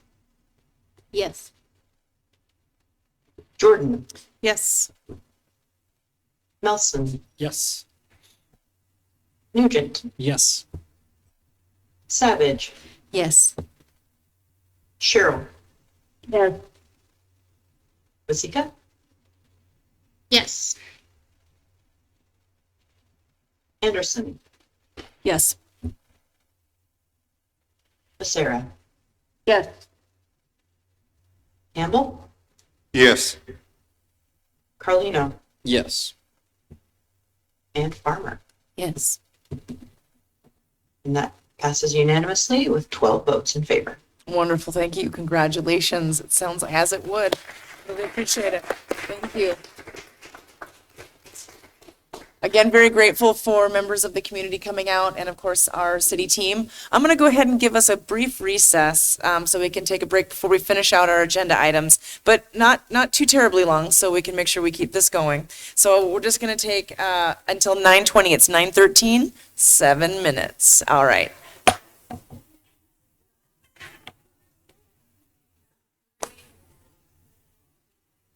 Mostly because I need a break.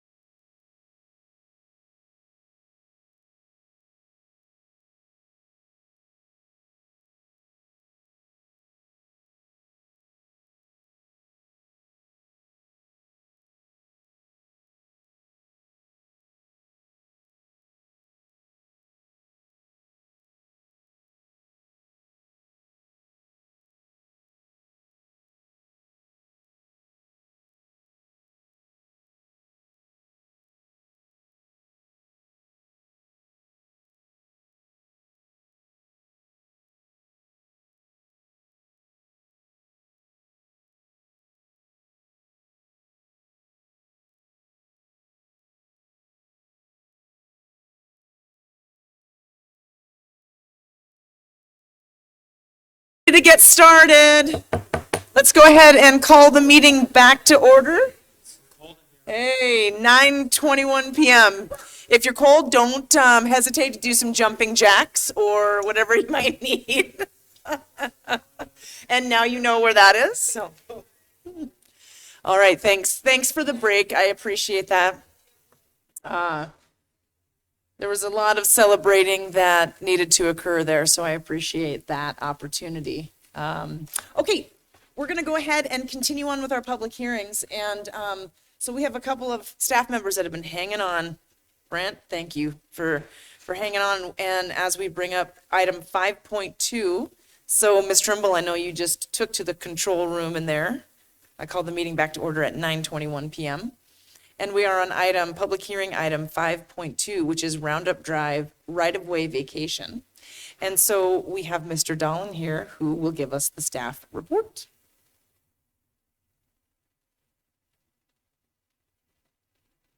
Yeah, thank you. Let me pull up my PowerPoint.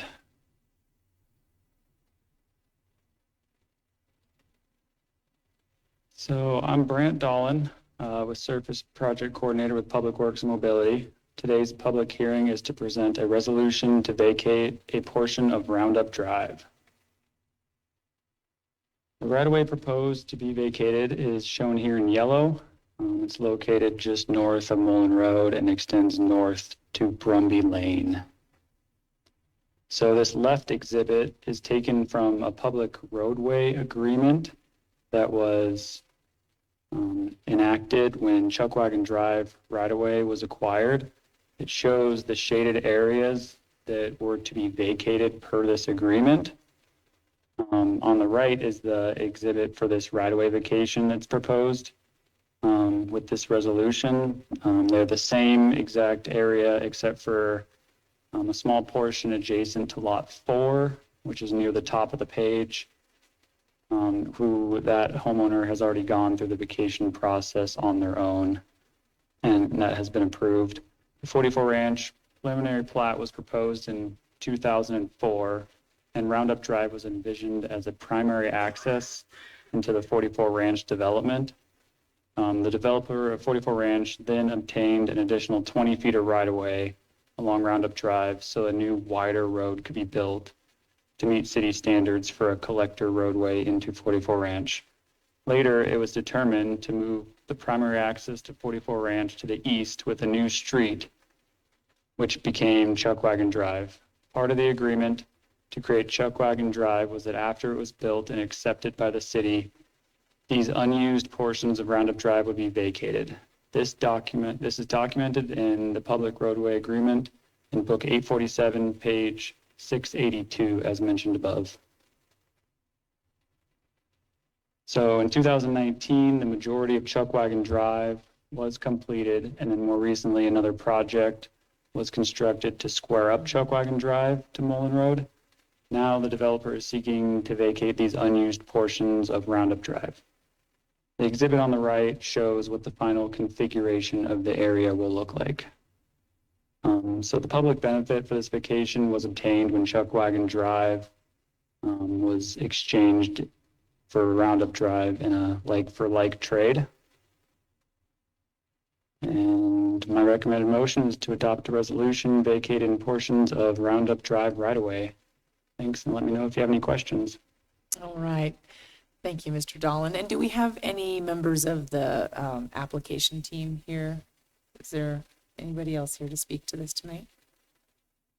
I believe Ryan Salisbury is. Yes, he is. Yes.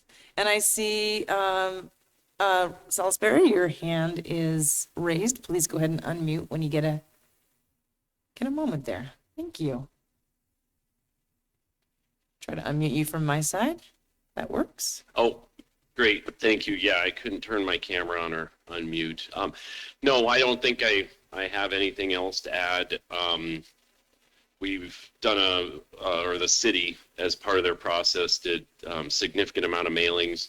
We have not had any public comment in protest of this. And as Brent mentioned, there's a portion of it that's already been vacated a few years ago. So, and essentially this is a formality in my mind to codify what was agreed upon, signed by the developer in the city in 2008. And that's all I have unless there's any other questions.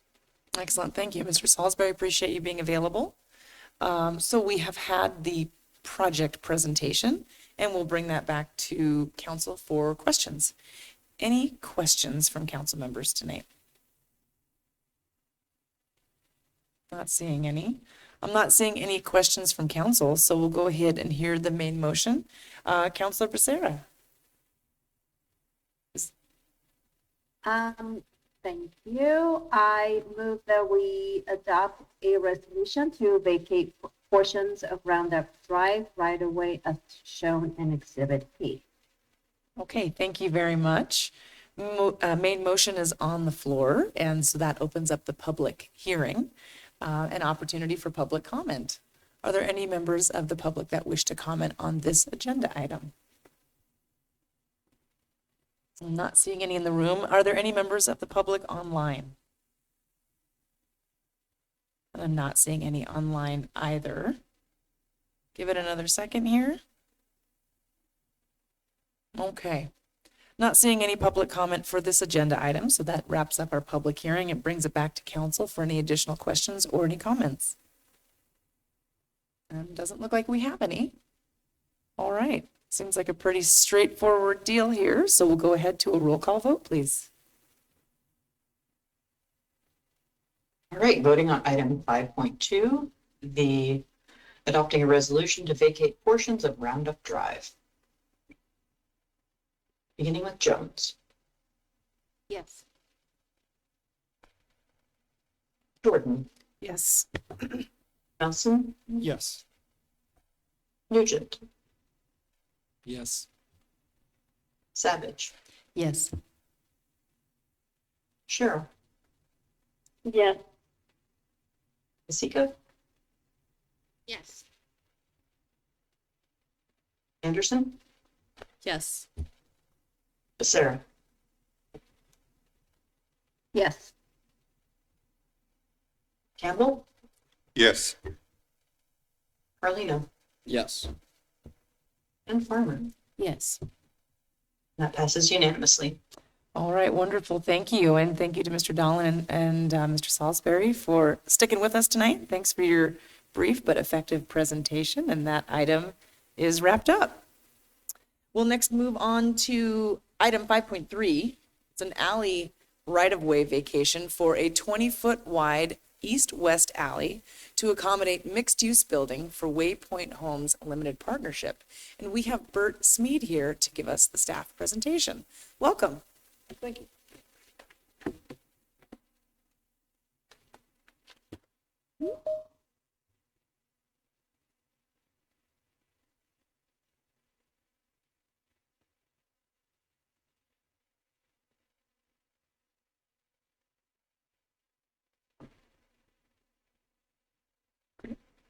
Sorry, just one moment, please.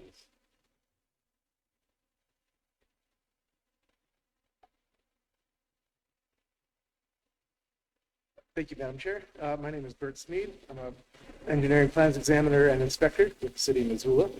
I'm here as part of the right-of-way vacation for this alley. Waypoint Homes has plans to construct a multi-story mixed-use residential and commercial space spanning the west half of Block 20 in the Knowles addition within the Hip Strip area of Missoula.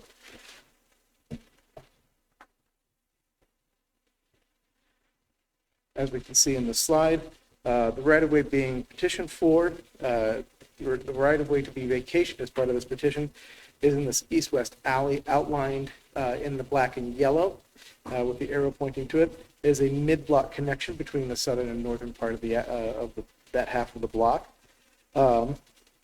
It is between South 4th Street West and South 5th Street West and off of Myrtle. As is the case with all right-of-way vacations, the land within the alley will revert to the adjacent parcels, all which is owned by Waypoint Apartment Homes.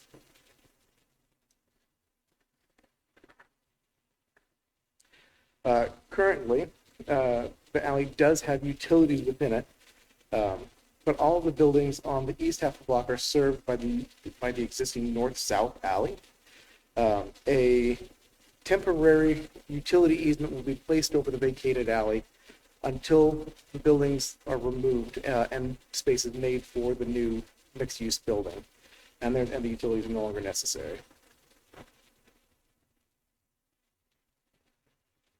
We believe that there's significant public benefit, as this will result in additional housing that is needed in Missoula. And the developer will also be contributing $126,000 to the Affordable Housing Fund. They will also be modifying the sidewalk to allow for the right-of-way to allow for a 13-foot wide sidewalk along Myrtle, which will improve walkability of the area.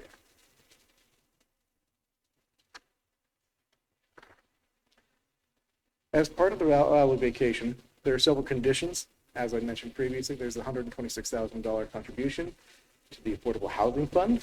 The full amount of the contribution will be made, is required within 180 days or prior to building permit approval, whichever occurs first.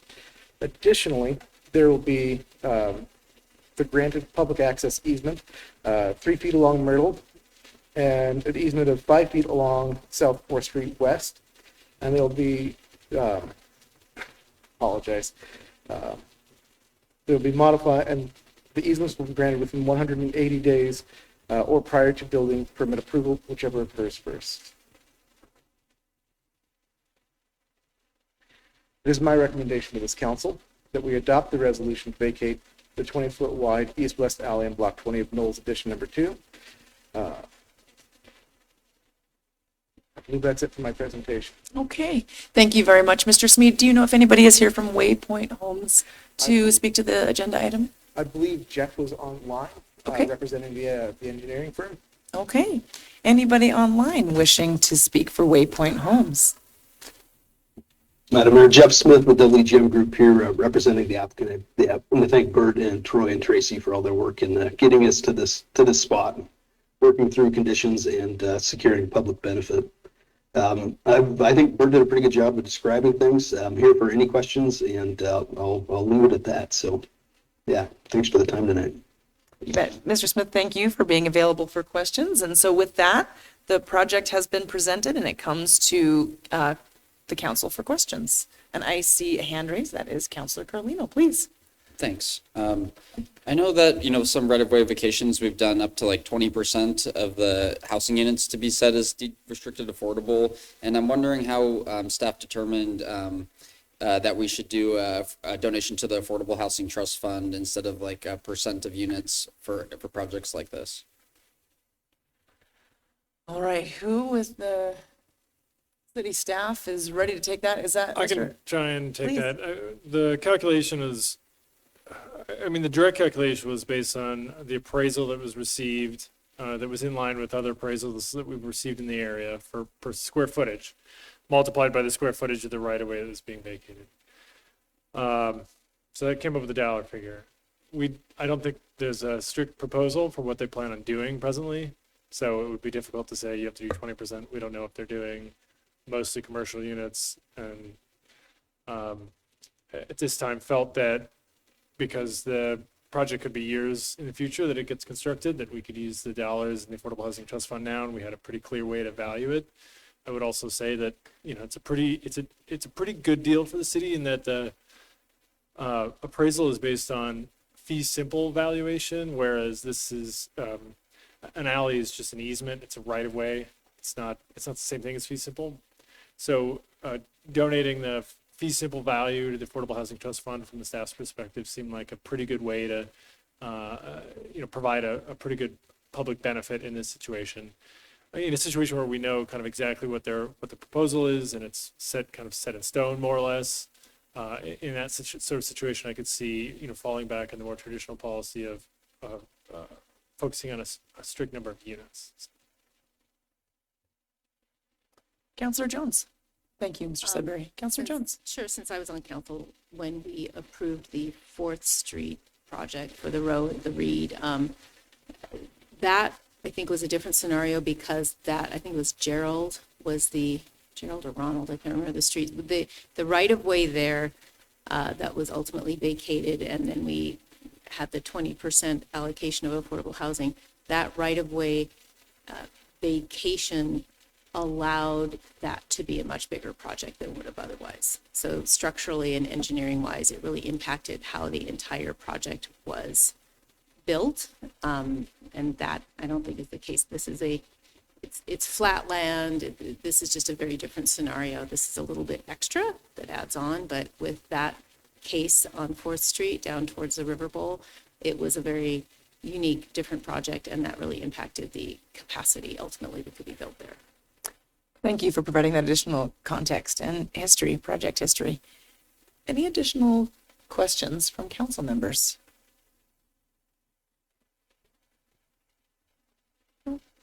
All right, I'm not seeing any additional questions from council. So this opens up then the public comment and the public hearing for this agenda item. So any members of the public that wish to speak to this item, please come on up now. I'm not seeing any here in the audience. Anybody online that wants to speak to this agenda item? And I'm not seeing any online either. Give it another second here. Okay, I do believe that wraps up our public comment and our public hearing. We'll bring it back to council members for either additional questions or comments before we take a vote. All right. Councilor Becerra. I believe I have to make a motion. Oh, yeah, thanks. You do. Let's reverse this whole thing. I was just seeing if you were still awake. Thanks. Really? Yeah. Obviously, I'm not. Yes, you do. Would you please make a motion, Councilor Becerra? All right. I move that we adopt a resolution to vacate the 20 feet wide east-west alley in Block 20 of Knowles Addition Number 2, a recorded subdivision in Missoula County, Montana, located in the southeast 1/4 section 21, Township 13 North, Range 19 West, as shown in Exhibit 8, and subject to the conditions of approval. Thank you very much, and I appreciate very much you making sure that we had the motion on the floor. Now, is there public comment on the motion that's on the floor? All right, I'm not seeing any public comment there. Thank you. Sorry about that, folks. And back to council comment, and we have Councilor Jones. Thank you. Sure, I'm happy to support this. Years ago, I sat through a meeting where there was a potential development for this this piece of land, and you see a lot of these as you sit on council. I think it ultimately this is something that happens. That would be great. I know that Le Petit Outre has moved around to the hip strip, and I've been there twice already. I love my mechanic that is also in this parcel, but I understand that there's different plans for the future of this whole area. So in terms of the right-of-way vacation, I'm glad to get some money into the Affordable Housing Trust Fund. I know it's not a huge chunk that we'd love to see millions going in there, but this is having some type of cash flow really helps so that projects can come through and there can be an analysis and we can help fill gaps with the Affordable Housing Trust Fund money. Also, this is a funny, I've driven down this alley many times. It's a funny T shape.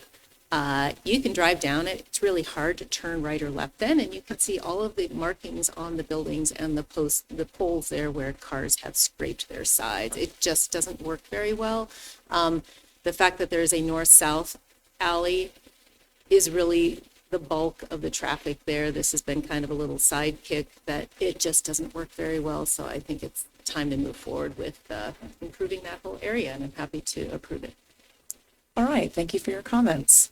Any other comments from council members? No? All right, I don't see any additional comments, so we'll go ahead and take a roll call vote. All right. Voting on item 5.3, a resolution to vacate the 20-foot wide east-west alley in the 20 block of Knowles Addition Number 2. to accommodate a mixed-use building for Waypoint Homes. Beginning with Jordan.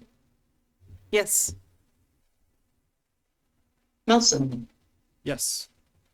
Nugent, Yes. Savage, Yes. Cheryl, Yes. Masika, Yes. Anderson, Yes.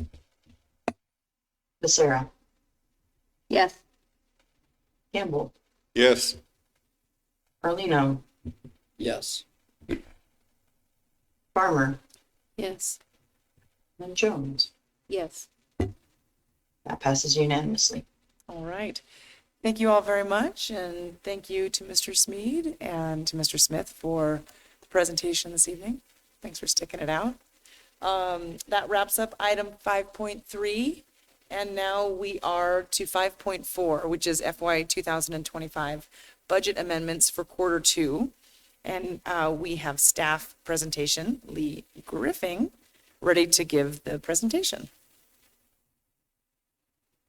Hi, thank you. Lee Griffin, City Finance Director. And today I am bringing forward the second quarter budget amendments for the, wrong screen. Well, I thought I was bringing forward the correct amendments. Here we go. The second quarter fiscal year 2025 amendments to the budget. And this resolution would increase total city revenues by $6.7 million. And budgeted appropriations or expenditures by $9.9 million. And we have an exhibit attached to the agenda, which outlines all 14 of these amendments, which totals up to these amounts in the resolution. People often wonder why we might need to amend the budget mid-year. And one of the big reasons it's outlined, if you read the descriptions through a lot of these, is that funding for respective projects may not have been secured at the time that the city council approves the budget. So, there's a lot of moving pieces happening. And if we get funding secured, then we can amend the budget with those expenditures and show the related funding as well. We also bring forward budget carry forwards. These tend to be contracts that were signed in the prior fiscal year and not totally closed out, as well as budget transfers. And this is really just accounting. Things move from one accounting code to another, but we always want to be transparent with where the money is moving within the city's budget. And so it is my recommendation that City Council approve this second quarter budget amendment resolution. Thank you. All right, thank you, Ms. Griffin. Does council have any questions? Any council members with questions tonight? I'm not seeing any questions. All right, then we will hear a motion. So we can open up the public hearing. And this would normally be in budget and finance. I just want to check in to see if Ms. Cheryl is available for that. I'm here. Hello. Hello. I recommend that we adopt a resolution for the second quarter fiscal year 2025 amendments to the annual appropriation. Great. Thank you, President Cheryl. So that motion is on the table. This opens our public hearing and any public comment on this agenda item.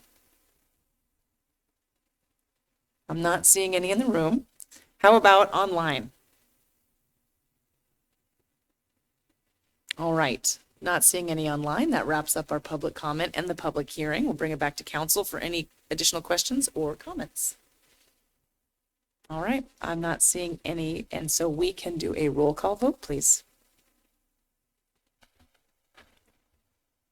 Voting on item 5.4, the FY 2025 budget amendments for quarter two. Beginning with Jordan. Yes. Melson. Yes. Nugent. Yes. Savage. Yes. Cheryl. Yes. Masika. Yes. Anderson. Yes. Becerra. Yes. Campbell.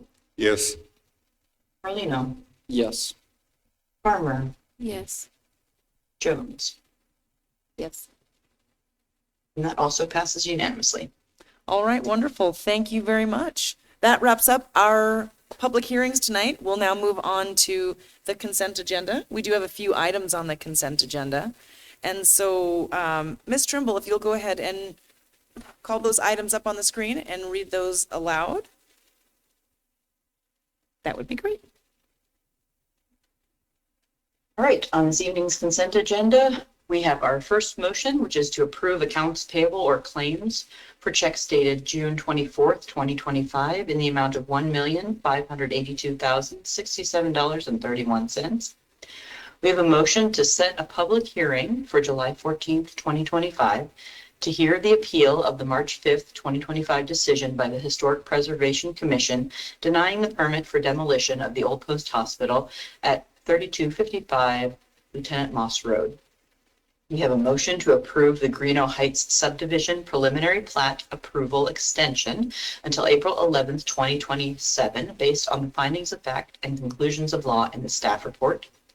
We have a motion to set a public hearing for July 21st, 2025, and preliminarily adopt an ordinance to rezone 3 parcels legally described as Greenway Block 4 in Block Park 4, in Block 3 of the Missoula Development Park Phase 4, Park 6 in Block 6 of Missoula Development Park Phase 1, and Greenough Park 8 in Block 5 of Missoula Development Park Phase 3D, all located in sections 35 and 36, Township 14 North, Range 20 West, PMM of the OP3 Public Lands and Institutional NC-MDP Missoula Development Park Overlay, to M1-2 Limited Industrial NC-MDP Missoula Development Park Overlay, and refer this item to the Land Use and Planning Committee on July 16th. We have a motion to approve and authorize the mayor to sign a professional services agreement, amendment number 2, with A&E Design for the water building remodel project for a cost not to exceed $15,445. We have a motion to approve and authorize the mayor to sign the professional services agreement with IMEG for the Pattee Creek Drive water main replacement project at a cost not to exceed $84,085. We have a motion to approve and authorize the mayor to sign amendment number 1 to the professional services agreement with Morrison-Maierle for the wastewater treatment plant emergency generator at a cost not to exceed $33,200. And finally, a motion to approve Mayor Davis to sign the 3 attached memoranda of agreement related to the Missoula Metropolitan Transportation Planning Process. All right. Thank you very much, Ms. Trimble. Do we have any public comment on the consent agenda? Not seeing any. Online. Do we have anybody online? I see some initials. Mr. Wolf. You can unmute on your side. Attempt to do the same thing here. How's that?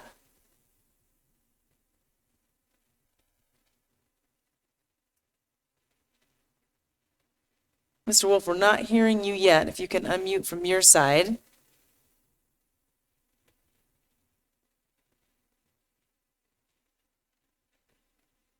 Let's give it a second here.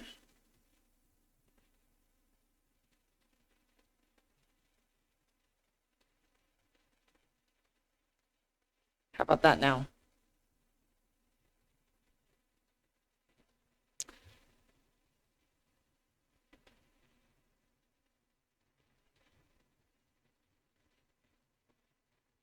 Ms. Trimble's everything looking like it's a go on our side, Mary?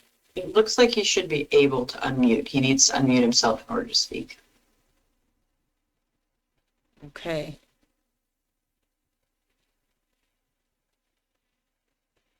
Max, you just need to unmute yourself there if that's at all possible. Sorry if you're running into any technology issues here.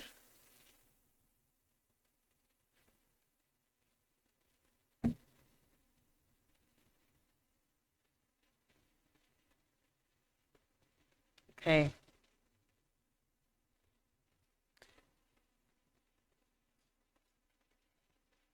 Mr. Wolf, I'm sorry you're not able to join the meeting tonight to provide public comment. I would encourage you to share your comment with, oh, here we go. I see you joining the meeting again. Let's see if this works. Mr. Wolf, can you hear something? Can you hear me? Yes, we can.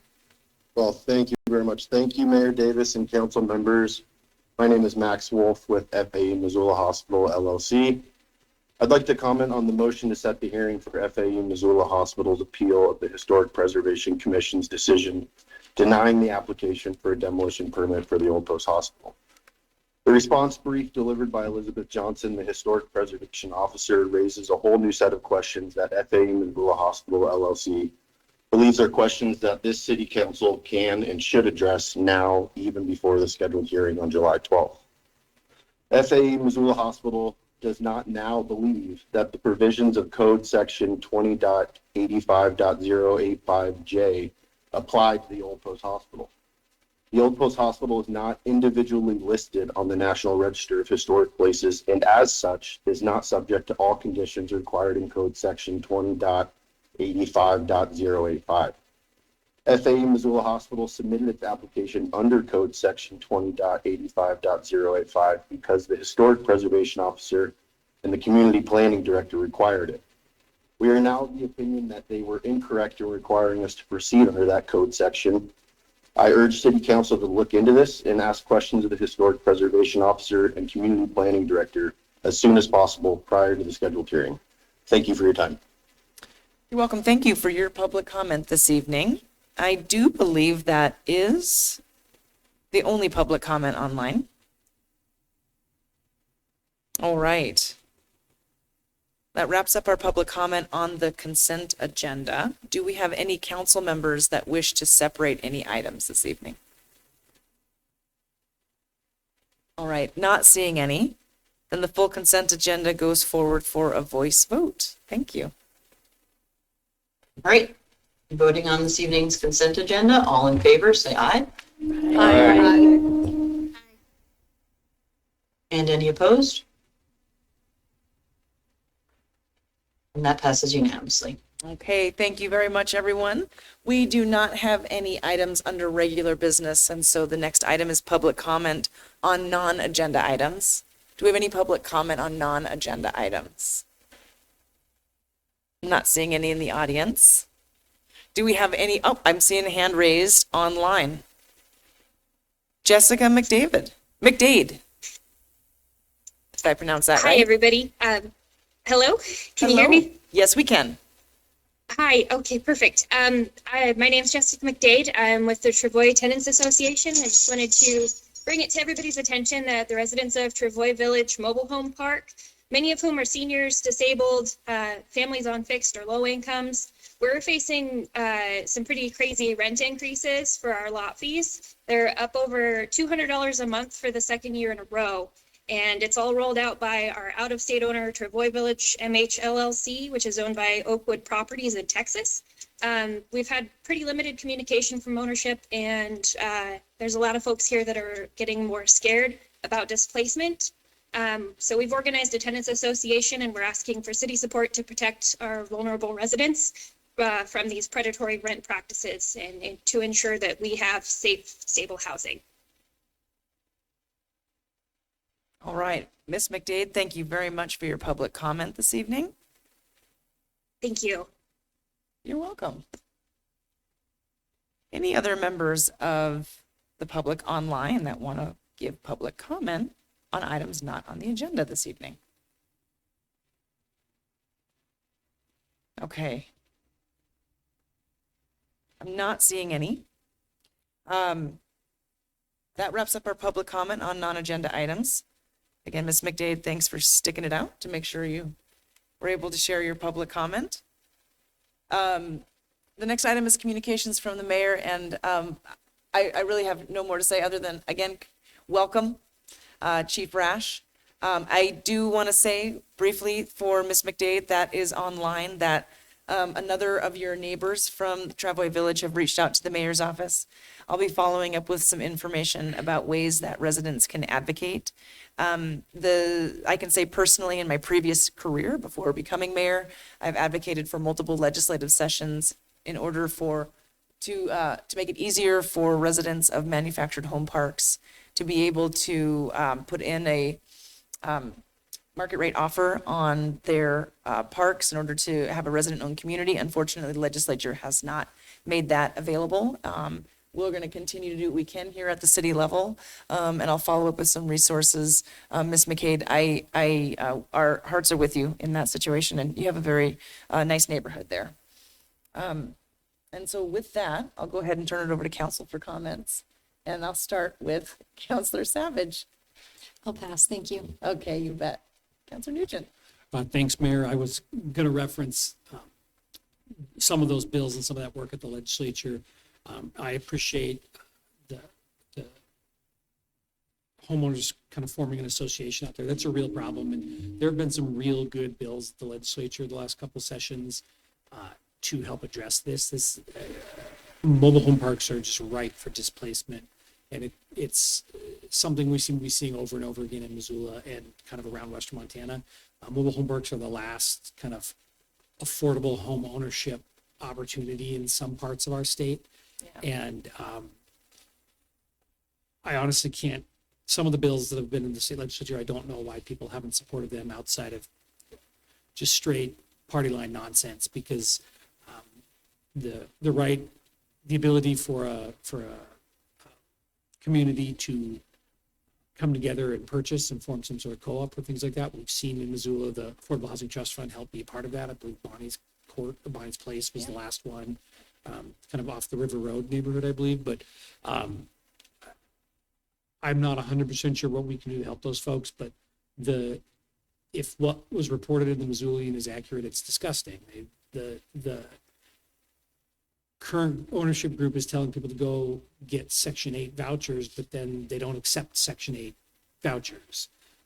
It's everything that's wrong with that sort of ownership, and it kind of gives everything else a bad name. So I'm not sure what we can do, but I certainly am willing to try and help be part of that conversation, because it's really unfortunate. Now, I really appreciate the tenants for speaking up.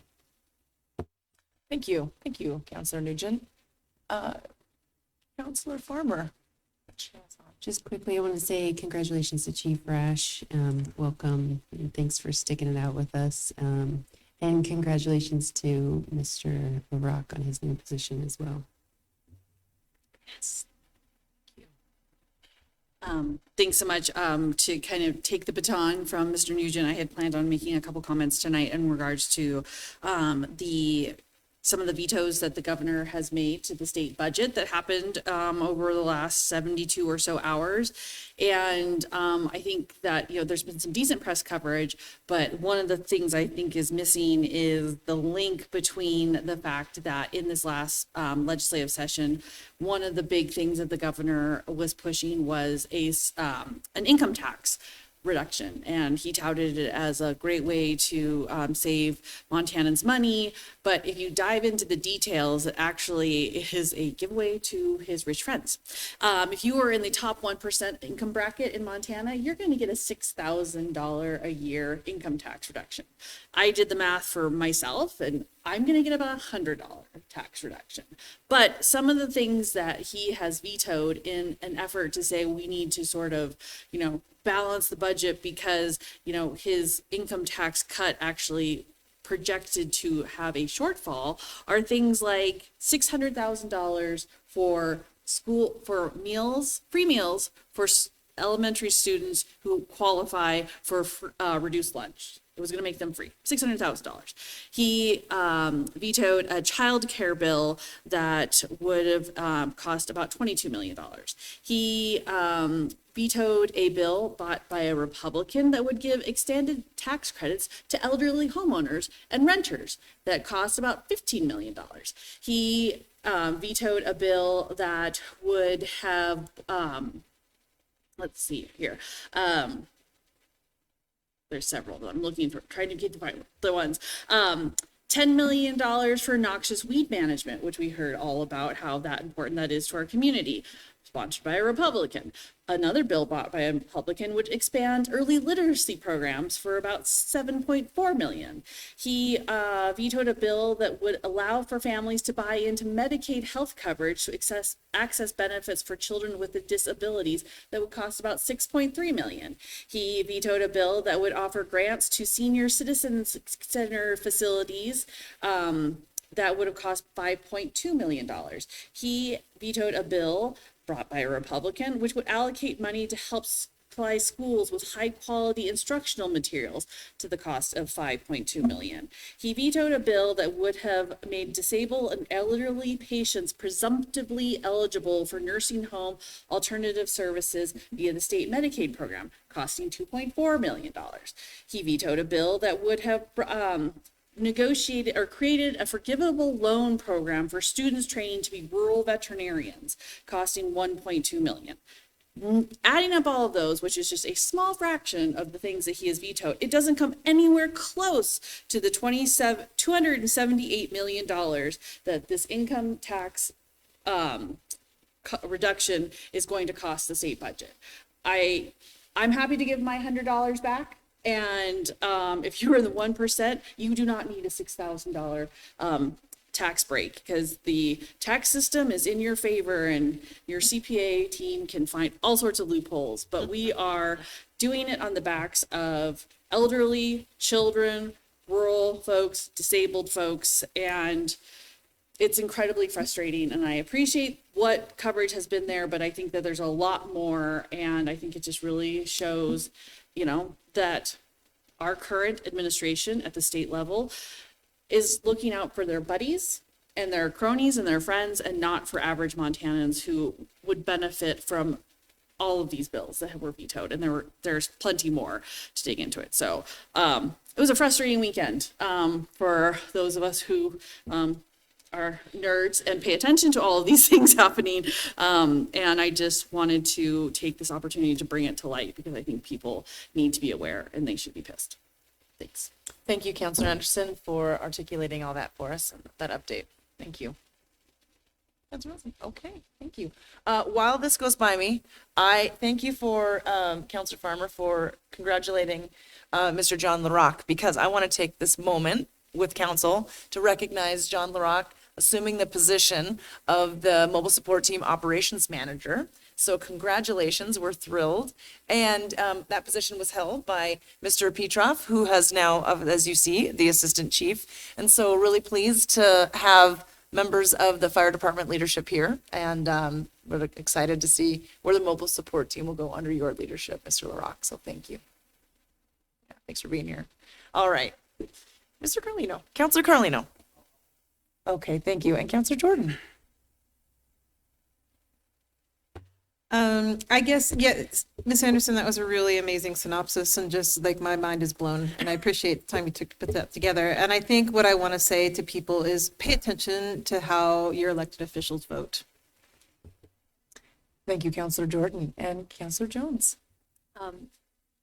I feel an obligation, since this is the last city council meeting before the 4th of July, to state strongly that fireworks are not legal within the city limits, and folks shouldn't be shooting them off. Every year there are fire calls. When I was about 15, my younger brother shot a firework after everyone had gone to bed, and he and a friend managed to shoot a firework into corner of the yard, and we had a 40-foot pine tree that went up like a Roman candle. Oh my. And didn't burn the whole street down, thank heavens, just that corner of the lot. Anyway, be careful. It's a huge fire hazard. It was not the best planning hundreds of years ago to plan the 4th of July when everything's hot and dry and then we have a bunch of fireworks. So let's just be safe this 4th of July in Missoula and tone it down. I don't know if there's any firework shows going on or not. I haven't heard of anything, but have fun, have a great holiday, but let's not shoot off fireworks within the city limits where we have so many flammable situations. Thanks. Here, here. Thank you. Councilor Campbell. Thank you, Madam Mayor. I too actually will express some displeasure with Governor Gianforte and his veto, one in particular SB 394 for PTSD for our law enforcement, first responders, and fire. Very disappointed. I have very bipartisan approval through the legislature and have that to have that vetoed in a way that does disservice to our men and women in these professions. I mean, they deal with a lot of trauma on a daily basis, but more than that, just from my personal experience, we need those folks operating at 100% capacity all the time to go out and do the job. And, out in the field when you're dealing with a fire or a hazmat situation or, a SWAT call out or something, that's not the time to, reevaluate and address, mental health issues on the go like that. You need to have those systems in place first and to keep them robust so we keep our professionals, doing what they need to do with the best of their ability. So some displeasure there. So there's that. To turn the page a bit, at the federal level for income taxes, as part of the big beautiful bill, there's the Tax Cuts and Jobs Act that's going to be expiring December this year. That tax cut for middle class saved a family of 4 in Montana an average of $2,650 a year in income taxes.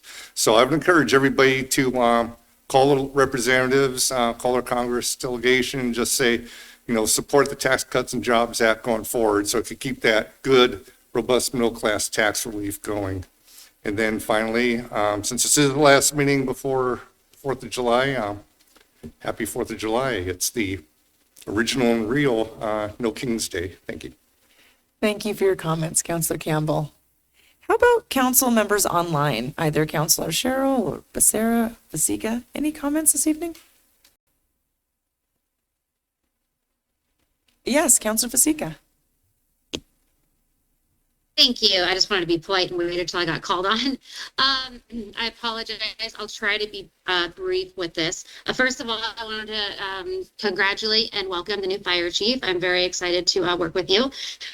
And it's very unfortunate that I want to bring up these math numbers with the fire levy. It was mentioned earlier today that the fire levy passed by the majority of voters, and it did. The majority of voters that turned out. And I just did some quick math, and with the two percentages, the 58% of people who did vote yes on the levy times the 40% of total registered voters who turned out, if we want to put that math together, that means that the fire levy did only pass with 23% of all registered voters did vote yes on the levy. But I've always been a huge fan of our public, our infrastructure and public safety, and so I'm very happy that it got the funding we needed. Not the way that I wanted, but I'm very happy that it does have the funding that it needs. And with me saying that, it kind of goes into, I wanted to talk about how numbers and information can be misleading depending on how you present it, especially with AI being so popular these days and so much different information from different takes on all the information going around. And I also wanted to point out that all the folks who email us then use AI and don't really attempt to hide that they're using AI. I can tell. So maybe tweak that a little bit next time you want to email us. I guess I digress with that. The colleague earlier today mentioned that there's been talk about the big, beautiful bill for weeks, and that we should all know how we were going to vote on our decision in supporting or not supporting parts of the big, beautiful bill. And we should know about that. Maybe so, but not locally. I was not aware about how informed about the big, beautiful bill I was supposed to be. And I want to be responsible and accountable for how I vote for those things. That being said, without proper information, I mean, out of curiosity, I wonder how many of my colleagues would vote to ban dihydrogen monoxide from our parks if I told them that it causes up to 4,000 deaths a year in the US. So the point being is that context and research really matters, and rushing decisions without it can lead us to vote with our emotions and not thoughtfully. I'm pretty concerned that some of my colleagues expect an easy yes vote on part of a bill that's over 1,000 pages long, that references other lengthy federal documents that I nor expect any of my colleagues to have properly reviewed. I don't think that's responsible. And before I put my name on anything, I want to vet it and I want to talk to professionals, even the ones that I don't agree with. I do have to take responsibility for not being fully informed on the Medicaid and SNAP resolution. It did catch me off guard. I was giving heads up about the Pride Flag vote and the public lands vote, but I didn't catch the Medicaid resolution until yesterday. So I caught it way later than I should have, and I apologize for that. I'm very proud of my of my willingness and my determination to be thoughtful and do my research with my votes. A recent thing with a representative in the legislature that I usually disagree with him, but I was actually really surprised this legislative session. I agreed with a lot of the things that he put forward. Was a Representative Harlan's bill about 3- and 4-year-olds. Their education was falling through the cracks. Because I have a 4-year-old, I wanted to make sure that I wasn't being biased and that I looked at the bill and the consequences of the bill from every angle. People that I agreed with, people I didn't agree with, people with children, people without children, people in the education system, people in the medical field, because I was asked my opinion on that bill, and I wanted to make sure that I was fully aware about what I was going to be giving my opinion on. Because as a public official, as somebody on the council, I believe that my voice, it matters to people. So I wanted to make sure that I give an honest and educational opinion on it.